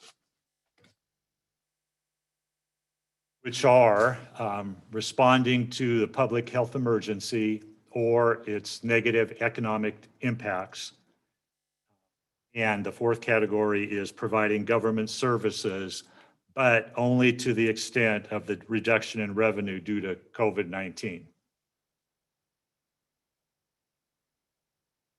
We start with the third category, which is responding to the public health emergency or its negative economic impacts. The first portion of that, responding to the public health emergency, examples of, and these are just examples of costs, but examples of costs that might fall within this category of public health emergency would be COVID prevention mitigation costs such as vaccine programs, testing and contact tracing costs, behavioral health care needs, which might include mental health treatment, crisis intervention, and services to promote access to social service programs. All of those situations have been exacerbated by what's gone on the past year. Behavioral public health program costs, such as providing support to vulnerable populations and access to public health services. The other category that they've included under public health emergency costs is public safety, but they put the caveat in this, under this portion of this category, public safety, but only for work which is primarily dedicated to COVID-19 response. That's the first portion of this third category. The second portion of this category is one which we believe is more applicable to our city, and that is the negative economic impacts of COVID-19. So eligible expenses under this portion of negative economic impacts would be things such as providing support to small businesses and nonprofits, which have been negatively impacted by the COVID-19 pandemic. This could be in the form of loans or grants to assist with reopening businesses or rebuilding, helping businesses rebuild from the recent economic downturn. Making investments in low-income housing and neighborhood services to address socioeconomic disparities. They use that term several times throughout this document. Or services for funding programs to address homeless issues. Those are all examples of costs that would fall within this negative economic impact category. The other item that's within this category is rebuilding public sector capacity, which within that category and within this document specifically identifies restoring government workforces up to pre-pandemic levels as an eligible cost. That's the one when we saw that one really piqued our attention. We believe that because of the hard work of the police department in navigating over the past 15 months with a significant reduction in staffing, that this section of the legislation provides the opportunity to use some of the federal relief funds to restore staffing in the police department to its January 2020 level, which has been a priority directed by the city manager. That could include filling 22 of the 28 positions which have been held vacant in the police department due to a lack of funding. The estimated cost of that is $2.5 million next fiscal year, $2.8 million in 22-23, or a total of $5.3 million in this next 2-year budget cycle.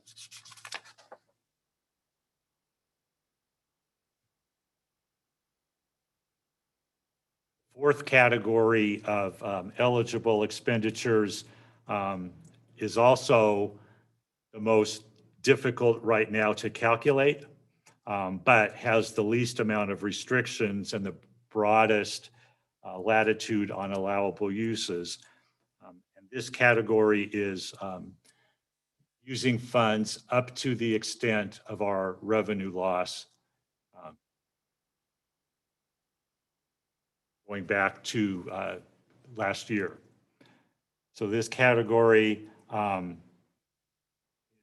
is fairly flexible, and it includes opportunities for funding government operating services. We can use these funds for capital project costs, specifically identified cybersecurity expenditures as an eligible expense, and police, fire, and other public safety costs. So this one is pretty much of the four categories. This is really the most flexible opportunity to spend numbers. That's the good news. The bad news, or the challenge with this one, as I indicated, this is the most flexible category. The calculation parameters right now are the least well-defined section in these guidelines. The Treasury has issued preliminary instructions on how to make this calculation, but there are many unanswered questions on which revenues should be included, which revenues we have to exclude from the calculation, and we're hoping that the U.S. Treasury is going to provide guidance on this within the next several months. This is something that all entities are struggling with right now. What they want us to do is start with fiscal year 18-19 revenues, and once we are clear on exactly what revenues we include, we're able to take that revenue amount and inflate it by 4.1% a year, and we do that for 18 months, and that brings us through December of 2020, which is our first calculation point. Compare that to and that is our anticipated revenue. We compare that to what our actual revenues were at that point in time, and the difference, the amount of our lost revenues. The first calculation of our lost revenues. They're requiring that we calculate this revenue loss as of 4 points in time. The first one is December of 2020, and then the end December of 21, 22, and 23. So we won't know the final amount of all of this available funding for the next 2.5 years. We should know the first calculation through December of 2020, hopefully within the next several months. And then every year when we get to the end of December, we'll do another calculation and we'll be able to identify what amount would be eligible to spend under this category.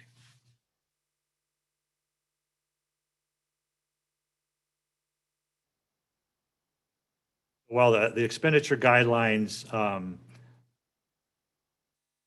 here, at least at this point, to be fairly flexible, although not totally clear, there are certain specific costs which the Treasury has identified as not eligible for funding with these Rescue Act funds. And those include depositing funds into a pension fund to pay down an unfunded liability.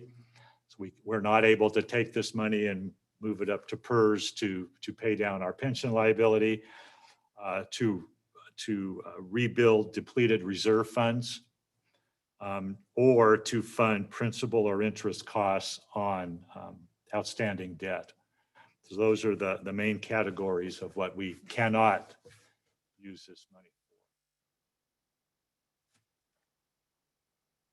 for. The federal guidelines for utilization of the American Rescue Act funds stress the need for accountability, for transparency, and for engaging the community in developing plans for utilizing the federal relief funds for economic recovery and rebuilding. mentioned that several times through this document and in the subsequent documents that come out, is they really want to stress community engagement and input into this process. So our staff's recommendation for a proposed action plan to consider is to look at this really in 2 phases. We believe, because the guidelines appear clear, that restoring public safety staff is an eligible expense. And because sustaining and serving public safety is a key priority of the Citrus Heights community, and it's aligned with feedback that we received from the Finance Committee, Mayor Miller and Councilmember Bruins, when we went through this last month, staff's recommending that the first action to be considered would be allocating funding to restore public safety staffing, and that phase 2 of this process would be an ongoing effort with expected final, or at least hopefully further, guideline clarification within the next several months, and ongoing community engagement, sharing of information, and community input. As far as next steps, our recommendation is that that the council at your next meeting on June 24th, consider an amendment to the police department budget or restore staffing back to, at least back to what we had. They used January of 2020 as the date, so we looked at what staffing we had as of that point in time. Continue our community outreach efforts, continue to monitor information from the U.S. Treasury for program clarification, and probably most importantly, share information with other cities as far as what they're doing, what they're hearing, and possibly get ideas also as far as what they're looking at as far as opportunities to spend this money on.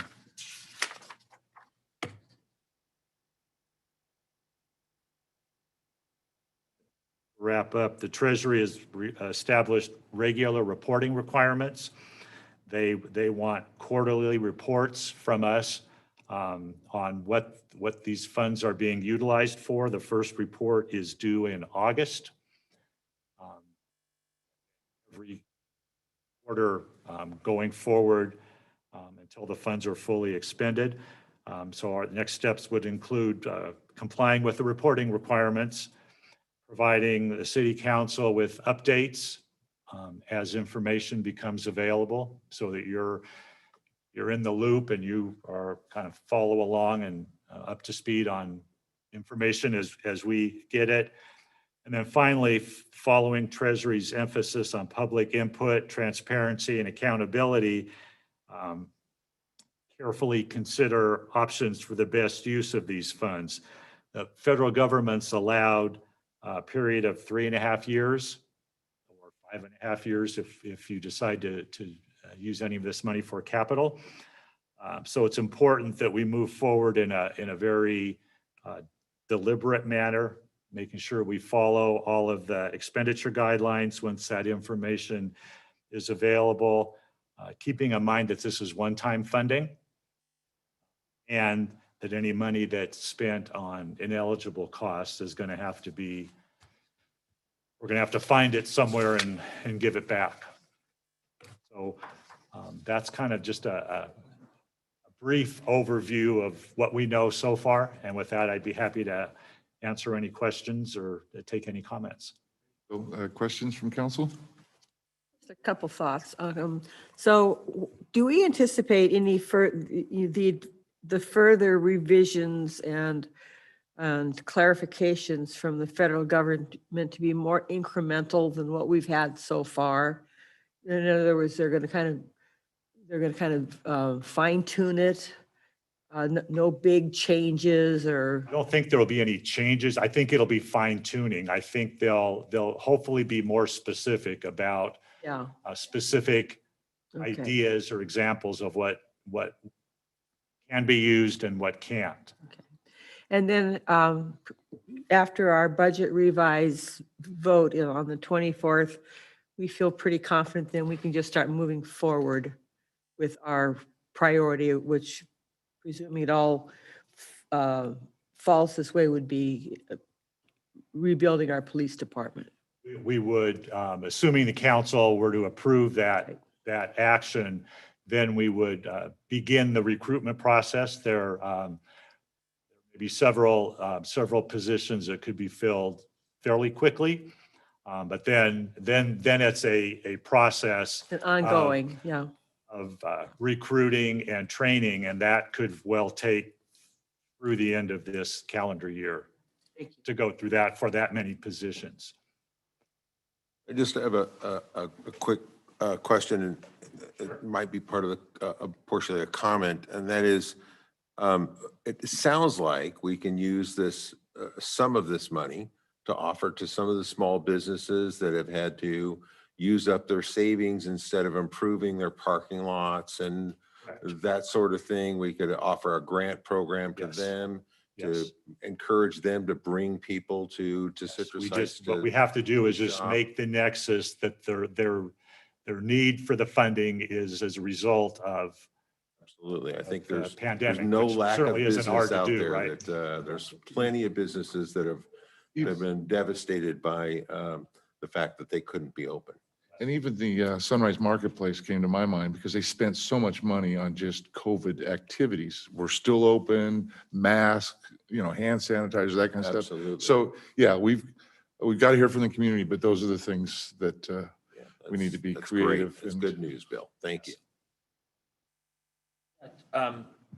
Just very, very pleased to hear the priorities in public safety as where it should be. That's our main purpose. And so hopefully we can get that done quickly. I did see another new hire come on, and just so that process is moving, and very pleased to see that. And then I'll echo Councilmember Schaefer's remarks about the business community.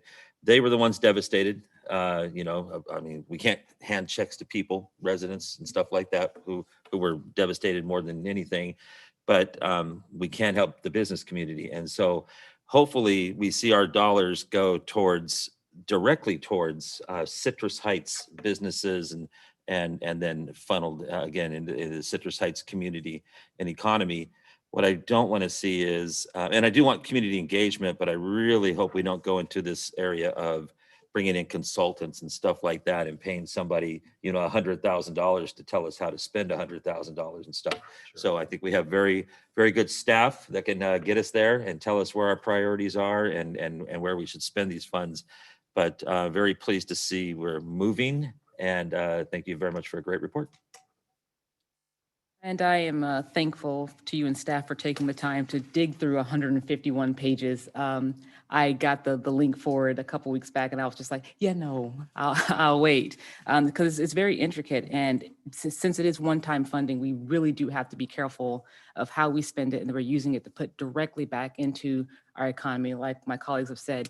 But more importantly, we don't want to get dinged on the back end and then trying to figure out how we're going to dig ourselves out of a hole. So thank you for being so careful about this. Jeannie? I just wanted to acknowledge you, Bill, for jumping on this funding as quickly as you did, because that came out in our finance committee meeting here. We were one of the first cities in the nation to be funded because of your diligence, and I just can't thank you enough for that. It's very well put together. I'm always impressed and easy to understand. And then one other thought I had is, we had a community center closed for a year and we lost fees because of COVID. So hopefully we can look at some recovery there too. But, everything's on the table. Let's hear from our residents. I don't think we need to pause on this whole police issue. We're all solid on that. So thank you. And we'll move forward. It's such a relief not have to go through these cuts. So thank you. And with that, the next department report, please. Next is Department Report 16. The subject is Fireworks Enforcement and Operations Plan, and it will be given by the Police Department. Thank you, Mayor Miller. This item is in response to your request at the last council meeting that we respond back with what other jurisdictions are doing relative to fireworks in their ordinance, as well as potential concepts, high-level concepts of what potentially we could change in our ordinance to help curtail illegal fireworks. And I want to thank Commander Russo for his leadership in this area. He scrambled very quickly to reach out to Sac Metro Fire. I see our colleagues here in the meeting tonight. I want to thank them as well. Commander Russo did a lot of work on this presentation in short order, and I'll turn it over to him and thank him again for his fine leadership in this area, as well as operationally during the week of 4th of July.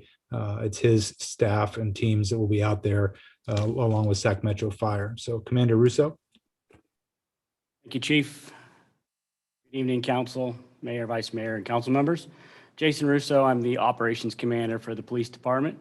I'm going to briefly go over some of the operations that we have planned for the upcoming holiday, as well as go over some of the research that I did and the differences between our ordinance and other ordinances in the region.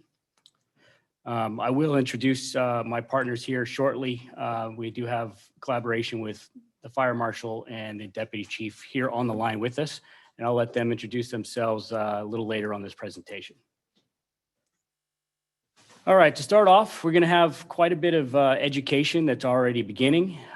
That's going to include a large media campaign using social media. We are coordinating with the county and our regional partners with joint media, brochures, and resources and web pages to introduce and try to educate the public on the dangers of fireworks, illegal fireworks, the laws behind them, and the different ordinances that are out there, depending on which jurisdiction they're in.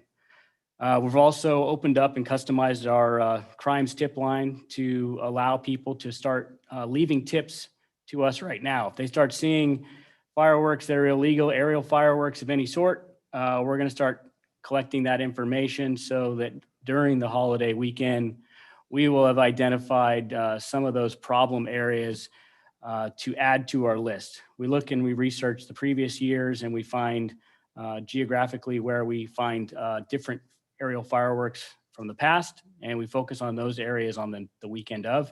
And then as we lead up to the 4th of July, we'll commonly find that they'll start them early. So by identifying those locations, we hopefully can catch some of the perpetrators in the act. We are doing a PSA or some video productions with fire. We're partnering with some other allied agencies to try to do some video presentations here shortly. And those are going to highlight on the safety of fireworks and the dangers behind them, and then also our zero tolerance and the enforcement plans that we'll have. Some of our strategies, like I mentioned, we're going to proactively gather intelligence leading up to the weekend, add that to our hot list of locations from previous and current year. We're going to be utilizing our drones, our UAS program again, and also Fire will be utilizing their drones as well to identify and try to triangulate on areas that are a little bit tougher to see when you're on the ground. But with that aerial view, we might be able to pinpoint locations. We are going to assign extra officers. We do have hundreds of calls that usually come in each year. And I'll give you some stats of the prior years of what we're looking at. But with the volume alone, even though we're putting extra officers out there, they're going to be very busy that night. We also are partnering with the Sac Metro arson investigator in the car. So we're doubling our footprint by putting them in the car both nights. They'll be with us on the 3rd and the 4th.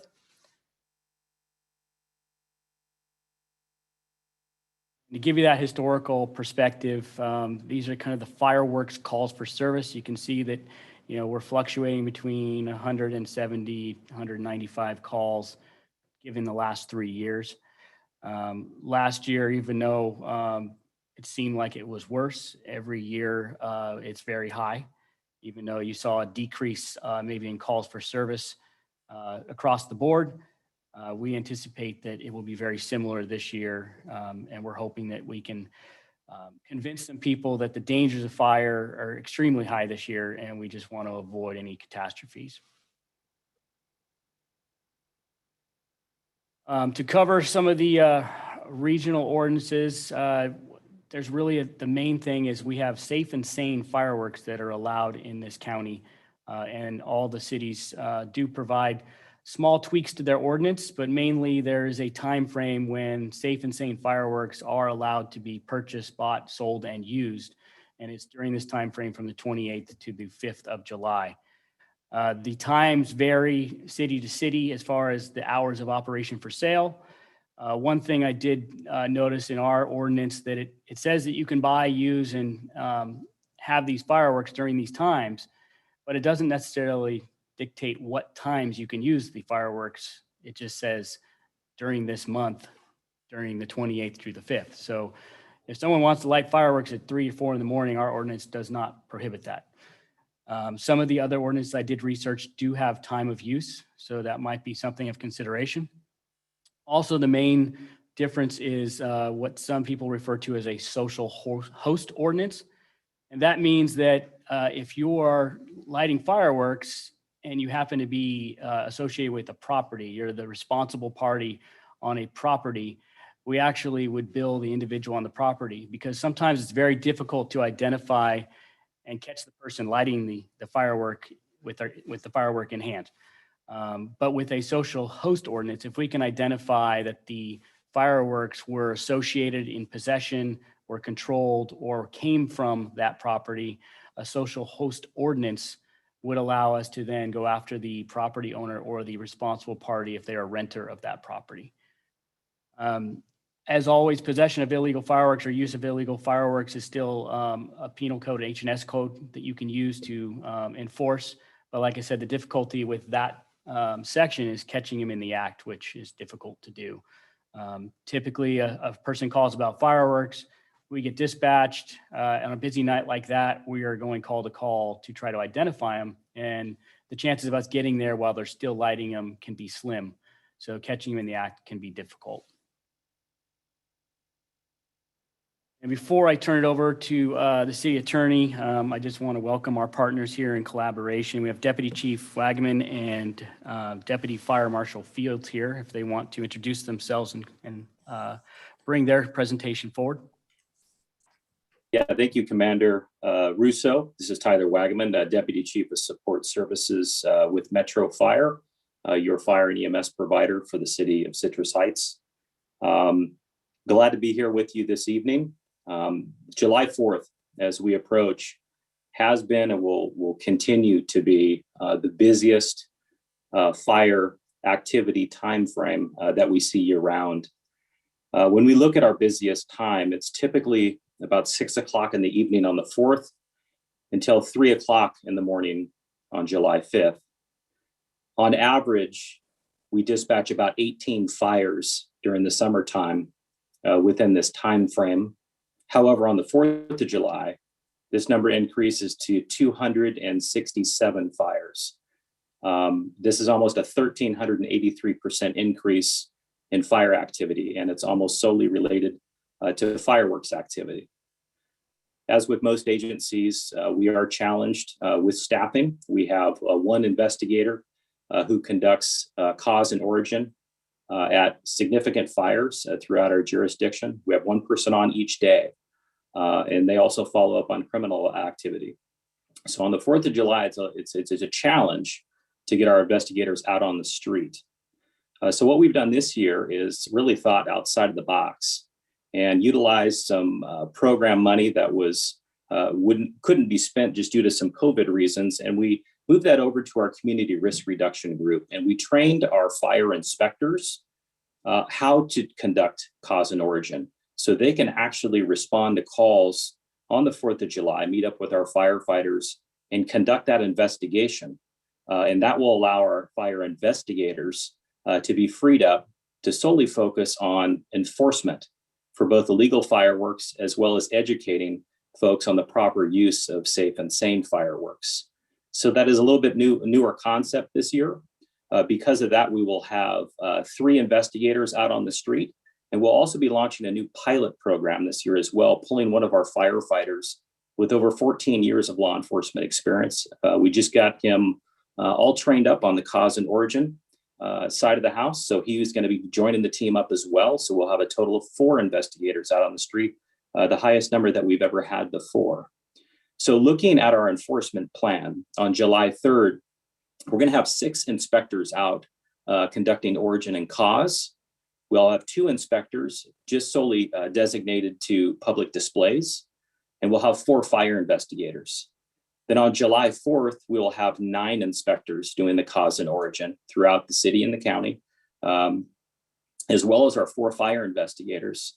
One of these investigators each day will be assigned to the city of Citrus Heights, working in conjunction with your police department. Also, another area of focus is by bus. So starting in May and early June, our investigators start to search social media and some other sites for folks that are illegally selling fireworks. And so far this year, we have actually caught 2 folks trying to sell fireworks, which has resulted in 2 felony charges and over 100 pounds of illegal fireworks taken off of our streets. And based on some statistics, I would anticipate a few more arrests and hopefully some more illegal fireworks taken off the street between now and July 4th. So with that, I would like to go ahead and pass it over to our Deputy Fire Marshal, Quishana Fields, and she's going to provide some additional information on what your fire inspectors are going to be doing on the 3rd and 4th of July. Thank you, Deputy Chief. Thank you, Chief Wagaman and Commander Russo. Good evening, council members. Just a quick overview of what we'll be doing proactively in regards to fireworks this year. As Commander Russo mentioned, the sale of safe and sane fireworks begins at 12 p.m. on June the 28th through 10 p.m. the evening of July the 5th. Each of the stands or booths for fireworks sales are inspected by one of our fire inspectors prior to opening. Those inspectors are out there taking a look at those stands to make sure that the fireworks that they're selling are approved by the California State Fire Marshal, that those stands are free of combustibles, free of vegetation, and free of electrical or vehicle hazards. As of now, we anticipate about 160 fireworks stands within our service area this year, 22 of those being within the city of Citrus Heights.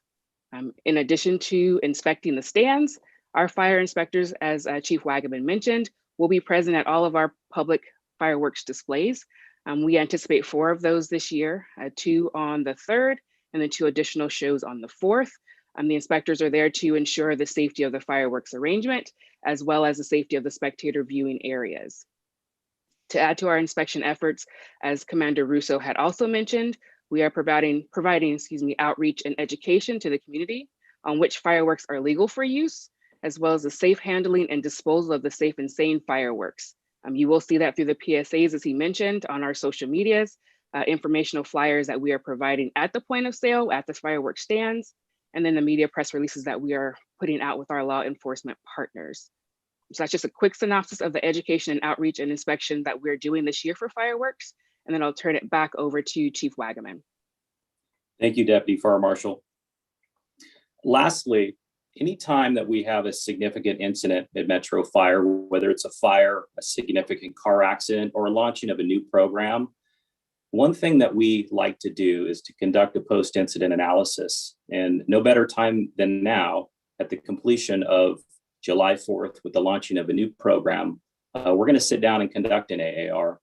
We're going to look at the total calls for service, the amount of public contacts during that service, the amount of pounds of illegal fireworks taken from the street, the total fire investigations and their causes, the total number of civilians injured during that time frame, and last but not least, and I think the most important, is discuss and memorialize the future needs, the successes, and the areas of growth so we can do it just a little bit better next year. So we appreciate the continual effort and partnership with the Citrus Heights Police Department. And I certainly look forward to this partnership into the future. Thank you. End of report. Thank you, Deputy Chief Wagaman. We appreciate it. Thank you. And then we'll turn it over to City Attorney Ryan Jones. Yeah, thank you very much. So Mayor and members of the council, I wanted to highlight a couple large options or from a high scale, what the options are for ordinance amendment.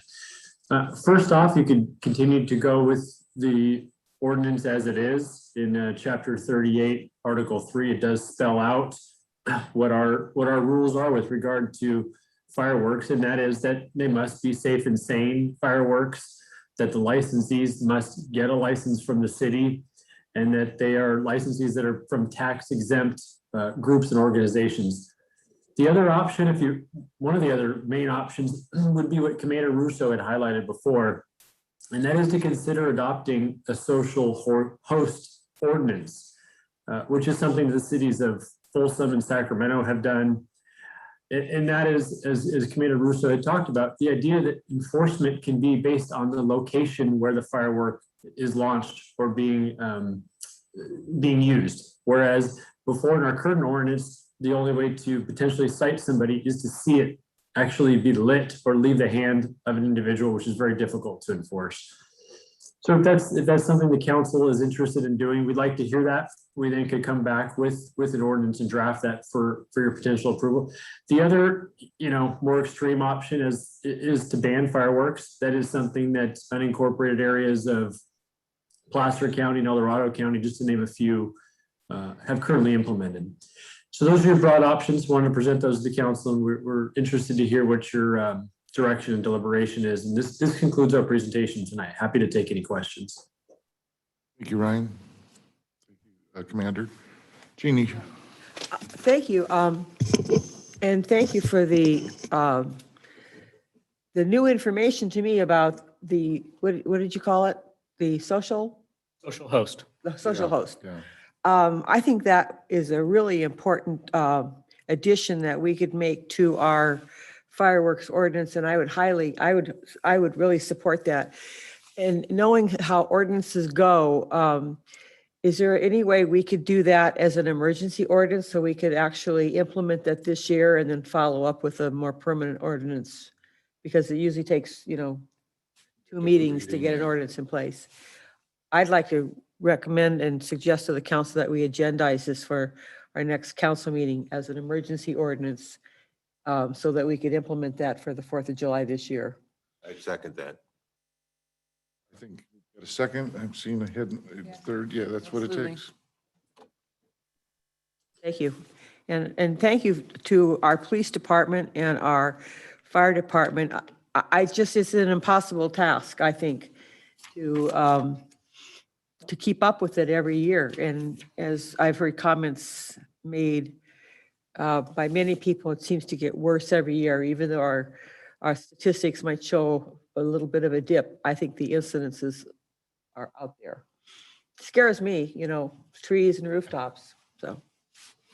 So I have a couple of questions for the city attorney. When it comes to illegal fireworks and we happen to catch someone who has multiple pounds, like I think it was the fire marshal, not the fire marshal, but the chief mentioned that they caught someone with 100 pounds. What kind of fine can we assess? Are we limited to a particular dollar amount? Can we assess a fine based on the quantity that they have? I really want to make this painful for people that are purchasing and distributing illegal fireworks. So what guidance can you offer there? Sure, yeah. We can set the fine based on what you want it to be, but typically municipal code violation is a misdemeanor, up to $1,000 fine for an incident, which, that's pretty hefty. If somebody is, no kidding, doing something to that extent and that heavy where you've got pounds and pounds, we potentially could do a report and turn that over to the district attorney for violations of other state and penal codes. At what level would it become a felony? That's a good question. I don't know offhand. With you, Tim. I believe our ordinance in particular talks about the violation being under 25 pounds. So something over that, we'd definitely be looking at a higher H&S code or not a municipal code. You cannot charge a felony under the municipal code. Those are limited to misdemeanors or infractions. Okay, the maximum is $1,000. Correct. We want to also entertain a limit on what time in the evening. I would like to see that. And I think, yeah, I would like maybe even 11 PM. I don't know how everybody else feels, but if you're not done by 11 PM, I don't understand what you waited for. well, my mom always said nothing good happened after midnight. So, I support the 11 PM cutoff. Well, fireworks don't really start till about 9:30 because of the light, the darkness issue, but I'm with you. I mean, even if you have a block party, it doesn't take more than an hour and a half to shoot off all the fireworks that you have. Somewhere, I could support either 11 or midnight. yeah, either one I could too. The reason I wanted to go with 11 is because it's the 4th, and a lot of times people are going to work on the 5th. Yeah, And you're trying to get to sleep, and you wanted to let everybody do their thing, but it's time to go to bed, and you got to get up in the morning, and things are still blowing up. Yeah. And it's not always a weekend. And then we'd have to have the other time with like 8 AM, 11 to 8 AM. Add that to the emergency ordinance as well. Is that your recommendation, Brett? Might as well, throw it in the salad. I support that 100%. What are your thoughts? I agree. My concern has always been about our veterans and our pets, and we have a lot of veterans in our community, some of which who experience PTSD, so the 4th of July is very difficult, and I don't have any pets, but my neighbors do, and it's always a difficult time for them dealing with the fireworks being, kind of excessive, so this is a good solution. Yeah, I like this. Point. And then I just wanted to mention the more draconian would be to ban safe and sane and just make no fireworks, but I think that would take a regional approach. We couldn't just do it as a city. I think we take this a step at a time. Yes, exactly. I just wanted to mention it. Yeah. What it would take, because you'd need something like a shot tracker to really enforce it, and that's expensive. So there is in this year, 21 booths going on, supporting 19, including our own police. I'm sorry, it's an organization. PAL, yeah. Is it PAL? No, it's not PAL. Oh, it isn't. No, it's a Police Officers Association, I think. Oh, okay. But I certainly wouldn't want to deprive those folks of being able to raise that. That's well over $100,000. It's a big chunk every year for their so I nonprofits. certainly wouldn't want to deprive those folks of earning some money. And it's hard-earned money. It's not easy to go out and sell on the 4th of July. And a thought that I've had every year, I think about this, and I had this conversation today with one of our citizens.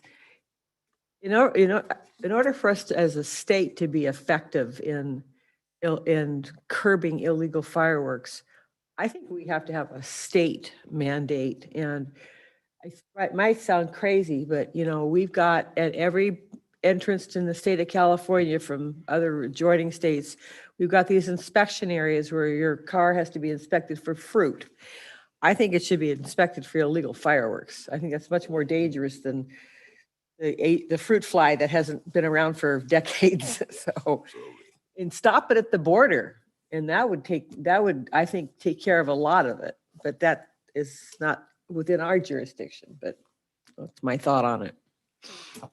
Okay. Mayor Miller, if I might suggest that Commander Russo work with the City Attorney Jones and on this emergency ordinance by looking at other agencies and their timeframes so that we stay somewhat consistent within the county or region. So if other jurisdictions like Folsom or Rancho Cordova have already set timeframes, it would be better if we stay somewhat consistent just for educational purposes. So perhaps we come back with a proposed emergency ordinance next council meeting. Chief, that's a good idea. Because if someone in Orangevale is firing them off, they could be calling our police department to respond, and it's a different time for them or something. Well, that's county. Yeah. And we wouldn't respond, but Commander Russo, thank you so much for doing this in short order. We really appreciate it. I know it comes up every year, and it's just a big frustration for everybody. Commander Wagaman, thank you, and please tell your crews thank you from this Citrus Heights City Council. We really appreciate everything you do, and I know it's a wild evening. I couldn't believe 267 fires, and that's just in Citrus Heights, I assume, and that's just a staggering number. I don't know how many of those were palm trees, but it could happen. And so with that, we look forward to seeing what you come up with, Ryan. And I forgot to thank you for your report. And Jason, thank you. The next item is city manager items.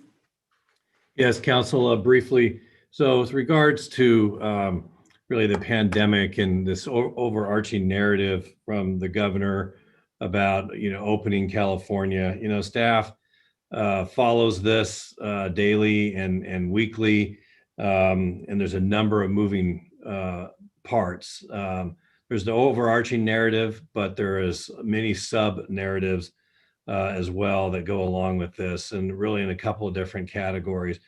First of all, the city hall and the police department have been open now to walk-in customers for a couple of months.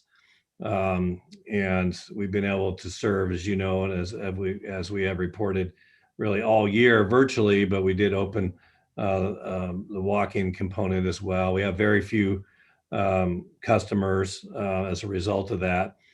I know there's been conversation about opening up, council meetings. Obviously, the council's present there now and has been recently. Then there's the question of, bringing in, really an audience into the council chambers. And so we're studying this, for guidance. Ultimately, I think it'll be the council's decision, but like most things, it is not entirely clear. We are been studying the issue of when we can open up the community center and in what capacity. Staff is having a meeting tomorrow on this issue. There does seem to be some guidance on that, but not as much clarity on the issue around public meetings. I do know that the governor just recently extended the ability for public boards to be able to continue to operate virtually. So by virtue of that action, he seems to be encouraging that. However, to what degree that's, a regulation, we're not exactly sure. I think you can,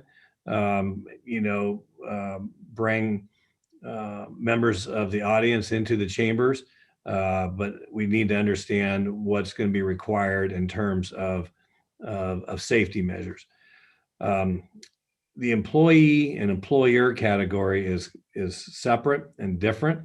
That's regulated by OSHA, and the OSHA board has met recently, and they do not have specific guidelines that we can work from yet. They have another meeting scheduled, and that's different for us because as an employer, they can and have levy fines and even shut workplaces down if you don't follow their regulations. All liability and burden of COVID is placed on the employer.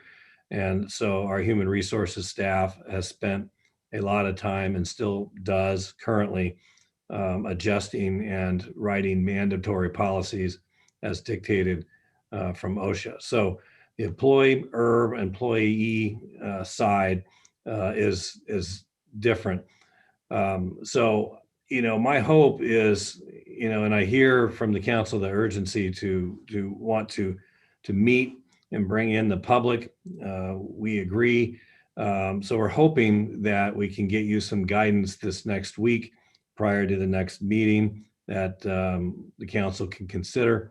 So at least what your options are, or just make the decisions on your own as a body on how you'd like to do it. So as usual, there's a lack of clarity And to the degree, though, what falls under regulation, what falls under suggested guidelines, we'll tell you this next week what we have and what we know. I can talk with each one of you, and based on that, we can move forward, perhaps even into the next meeting, which is what I'm hearing you would like to do. So that's really where we are. We'll have a little more information tomorrow. We have some staff meetings again about this to review some current information that seems to be coming out right now. So, and if I could ask, and I am hearing, from the council that particularly bringing in audience members or community members into the meeting is desired. Is that what am I understanding that right? Yeah, I've seen nodding heads. But on the same token, I think we can keep our employees safe, and still do Zoom or whatever it's called to dial them into the meeting. Yes, well, I mean, OSHA's an issue, yeah. Sure, we're set up, just like we are right now, seamlessly to do that. So our focus will be to get the council the best understanding for your consideration for council meetings specifically. Thank you, Chris. Any questions for the city manager? No, but just a comment or a suggestion, that is when we get to the point of bringing the public back in, one of the safety measures we could take would be to do a temperature check before they actually enter the council chambers. I've been subjected to that in public meetings. I just went to Kaiser. They're not checking temperature anymore. Well, I was at a, So I don't where know. was I yesterday? I was at a public meeting yesterday, and I got my forehead temperature checked before I was allowed to enter. So. Okay, we'll look into that. Let us know. Thank you. Thank you. Next item, please. Our last item is items requested by council members and future agenda items. Ready? No items. We are adjourned.